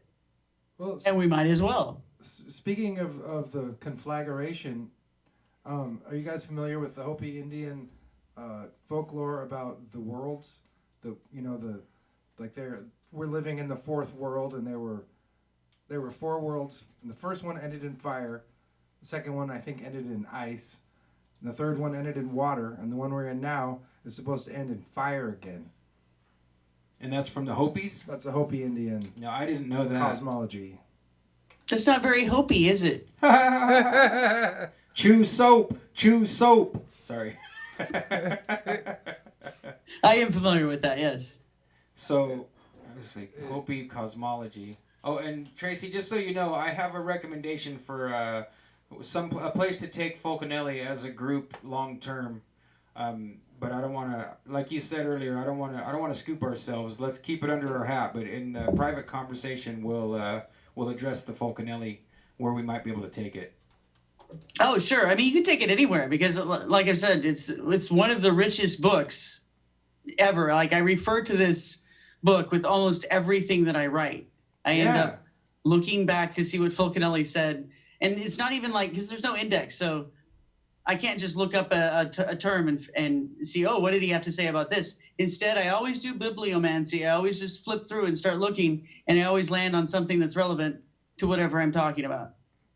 So yes, there's so much you could do with Fulcanelli. Yeah, I was looking just for an image of what Jim had said. Oh, I don't have it over here. I was looking through the Hopi stuff, but it looks hopeless. So you look. Go ahead. Sorry, I was just gonna say you said that you had looked a little bit into the history of Fulcanelli himself. What kind of person he supposedly was. What do you know about him? Well, it comes, of course, all right at the same time as this early 1900s occult revival. And if you look into that, I mean, the occult in the early 1900s, especially, 1911 to 1922 or 23, it just explodes. I mean, you've got Eliphas Levi and all these guys, they're all batting around all this stuff that, once again, they claim it, it like went to sleep and then people started to bring it back and it woke up again, is what they always tell us about this kind of stuff. But Fulcanelli it's just only speculated who he is, and he's got a true mystique about him, like a movie character or a fiction character. Like, they say he comes into the shop and he's describing the work of another man, and he's allegedly the illustrator for the book that they're trying to publish, and the person who he's presenting to is imagining that this man is actually, is all three or both, like he's figured it out, And so it's always presented that way. And then in this most recent thing today, even, what it was that, okay, so they went and added the Cross of Hindi chapter later, and when it was added, Fulcanelli, it was, he would have been way older, like 120 years old or something, and he appeared younger than he did at the first meeting. So they're implying that he's absolutely discovered the elixir of life and is determined himself to become young again. Either that or maybe Fulcanelli is the name of the Grand Master of a group of alchemists, and whoever's in charge at that time, he becomes Fulcanelli. So yeah, that's what Jim said. That's my theory. That's an interesting theory that Jim had earlier too, is that maybe it's not, we always end up with the mystical thinking going on, like, wow, did this guy really, figure out how to live forever and get younger? Or, like Jim said, maybe it's just that... it's like the pirate Dred Scott. Yeah, it's an appointed position. Yeah, the pirate Dred Scott's a perfect example. That seems possible to me. That just made me think, as you wish. And what was it that it said in that screen capture that I posted for you guys about how the fire started at Notre Dame? Was it random? Not random. It was A stray flame. a stray flame. Yeah. A stray flame. A stray flame. That was in a real news article, folks. It made me imagine like a small flaming dragon that got loose, and everyone's trying to corner it in the church without it catching anything, and they're like, "Crap! It landed on the pews." Put a collar on that thing. Like, what if? Okay, so if Fulcanelli is pretty explicit about saying the whole structure is a book of alchemy. Right. And then there were some people in there that were supposedly studying it for restoration and stuff, just right around the time this happened, and then they're trying to kind of blame it on that this was restoration people that did this somehow, and they haven't really specified, as far as I know, about where the stray flame came from. Okay, so this is about I'm making this up out of whole cloth, but it's about as realistic as anything I've heard so far. Okay, so like, what if someone was doing an alchemy experiment there, and that's the stray flame? Yeah. That would be. It's probably not. My guess is this whole thing is probably planned ahead of time, especially if it's prophesized in the My Pet Goat movie. But, and plus, the whole thing, the whole encoding, the whole secret or mystery of Notre Dame is all about alchemy, which is all about burning stuff up and transmuting it. So it's probably, not a coincidence that this happened right before Easter. But, by the way, we should mention this is Spy Wednesday. Oh yeah, today is Spy Wednesday. Yes. Oh yeah, we should totally. You know what we should end the show with? I don't know how you do this. With your artistic temperament, you could interpret it somehow. Uh-oh. Like, what you're supposed to do if you were like, giving mass today is you're supposed to do what I think they call the Tenebrae Mass, which means darkness, and you're putting out all of the lights on the menorah, or they have a different word for it in Catholic Church, but it's the menorah. And anyway, you're putting out all the lights one by one until the last one, which represents the sun and also Jesus. And I forget if you put it out and light it again, or if you just put out everyone but that. I can't remember. But there's like this total fascinating ritual that the Catholics are doing today. How do you spell it? Tenebrae, is that what you said? Tenebrae. Tenebrae. Tenebrae. Yeah, and maybe combine that with mass. It says service. Let's see what the service comes up with here. Oh, let me switch this. There's this amazing thing where, there's some versions of it that are only 4.5 minutes long. Yeah, I was thinking maybe we could pop one up here.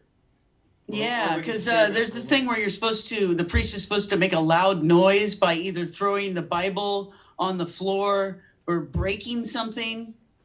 And that's supposed to represent like when the veil of the temple was rent. Interesting. When Jesus died, yeah. It seemed to me like, okay, it's representing again this destruction and rebirth idea that we have in alchemy, and specifically the idea that, okay, so the metals that you're breaking down and then combining in some special way to make them into gold, or you're destroying them and reforming them as gold, those are supposed to be represented by the planets in our solar system, so that, or in our universe, which is really the way they saw it originally, so that those planets represent the metals, those planets represent the elemental parts of existence, and you're putting out each one of those lights of heaven by extinguishing them on the candle on the altar of this church on today, Spy Wednesday, and so you're killing everything except the sun, which in alchemy, you regenerate the universe through the sun and the moon. The sun and the moon are the parents of the new aeon. And each one of those planets was called an aeon, but And so it's like those represent planes of existence and even universes in themselves in a way. Yeah, But you're sacrificing them, it's the end breaking them down and regenerating. Sorry. It's the end of genuflect. It is. You know? Actually, I referenced the Tenebrae in the novel, and here we are living it. And Notre Dame just got destroyed, and it's all so poignant. It is. This video here, Tracy, there's one that says Mortician Tenebrae, and I don't know what it is. It looks like a song, but it just looks like this. Can you see that? Let me scroll up a little bit. I do see that. I don't know what's going on there, but I mean, I would click it. I guess we could click it and stop in less than 30 seconds so that we don't get a strike or any flag on us. But it looks like 1982. Yeah. Maybe we should. I'm gonna go ahead and click on it and just see what we get here. He's gonna click on it. I'm gonna click on it. Then that's the end of your YouTube account. Oh, here comes. Oh, jeez. I have no idea what you're doing, do you? Come on, man. Oh, no. Are you serious? That might have Happy been Easter. that might have been a mistake, folks. Drop some F-bombs. I here. spy with my little ouch. No, don't look at that, son. No. Jeez. Yeah, I'm gonna have to get that off the screen over here for Tracy too. Let's see there. So I Okay. was just commenting in the chat that that Fulcanelli makes me think of Vulcanelli. Yeah, that's which makes me speculated. think of volcano. Yeah, Vulcan like Mars too. Like Mars, yeah. Or, is that right? Yeah. Is it Mars? Yeah, For because sure. Vulcanized rubber, it's the god of war and fire. Yeah, because that's one of the first speculations you'll find looking up Fulcanelli. Oh, is that really? People immediately start, because he's telling you that everything's a pun and encoded, and then you don't know who he is, so they Yeah. start peeling his name apart first thing, And nothing is more alchemical than a volcano. Yeah, it's the Athenor of the earth, right? Yeah. Is the volcano. Yeah, he was a metallurgist. That's what he did. That was his job. Huh. Well, I guess that makes sense. I wonder if there's something to that. There is something to that, actually. There has to be. There is. There is. It's even in the book. He even said it. Is. Well, that's good. I guess my intuition's right. You're right. It looks like gonna be right. This one Tenebrae mask that's only 30 seconds might be, well, it might be a safer click than that last one. Now I've given myself away. Yes, I occasionally make risky clicks. We all do it. Don't judge me. Yeah, what do you guys think? You guys want to watch the 30-second Tenebrae? Yeah. You can. I don't think there's going to be... You think they... I don't know what can be accomplished in 30 seconds, but go ahead, try Yeah, it. that's what I want to see. As long as they're not cutting their arms off. The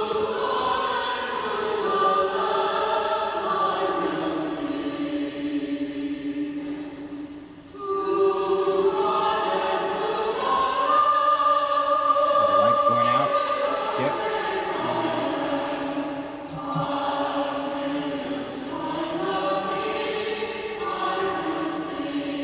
Yeah, I think we're definitely seeing some evidence there, Tracy, of what you're talking about. I mean, I got something for you, because here's the word. Okay, look up strepitus, and I'm gonna go ahead and drop this in. Where do you want me to put it? The Zoom chat or where? I think Twitter's easier.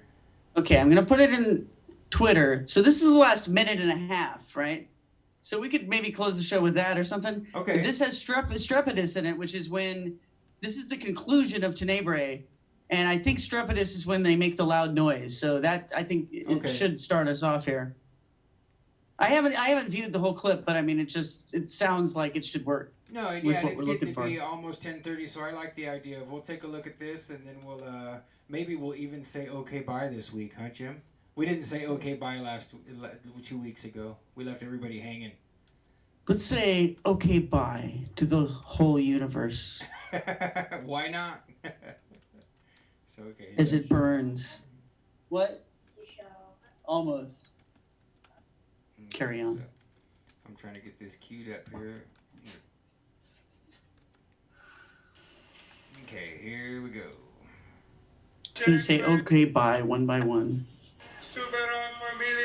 Yeah. Okay, bye. Okay, bye. Okay, bye.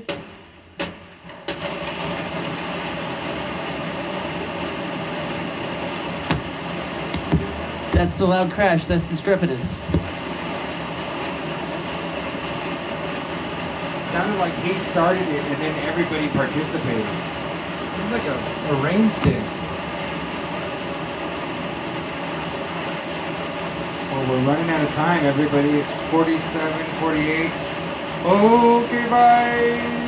Okay, bye. Okay, bye. Ooh. That's it.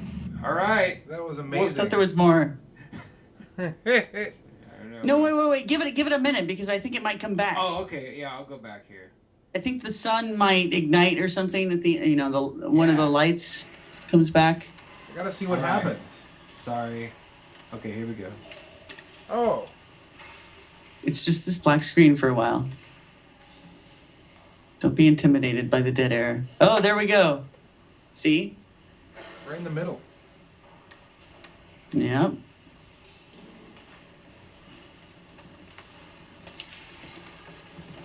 Wow, there it is.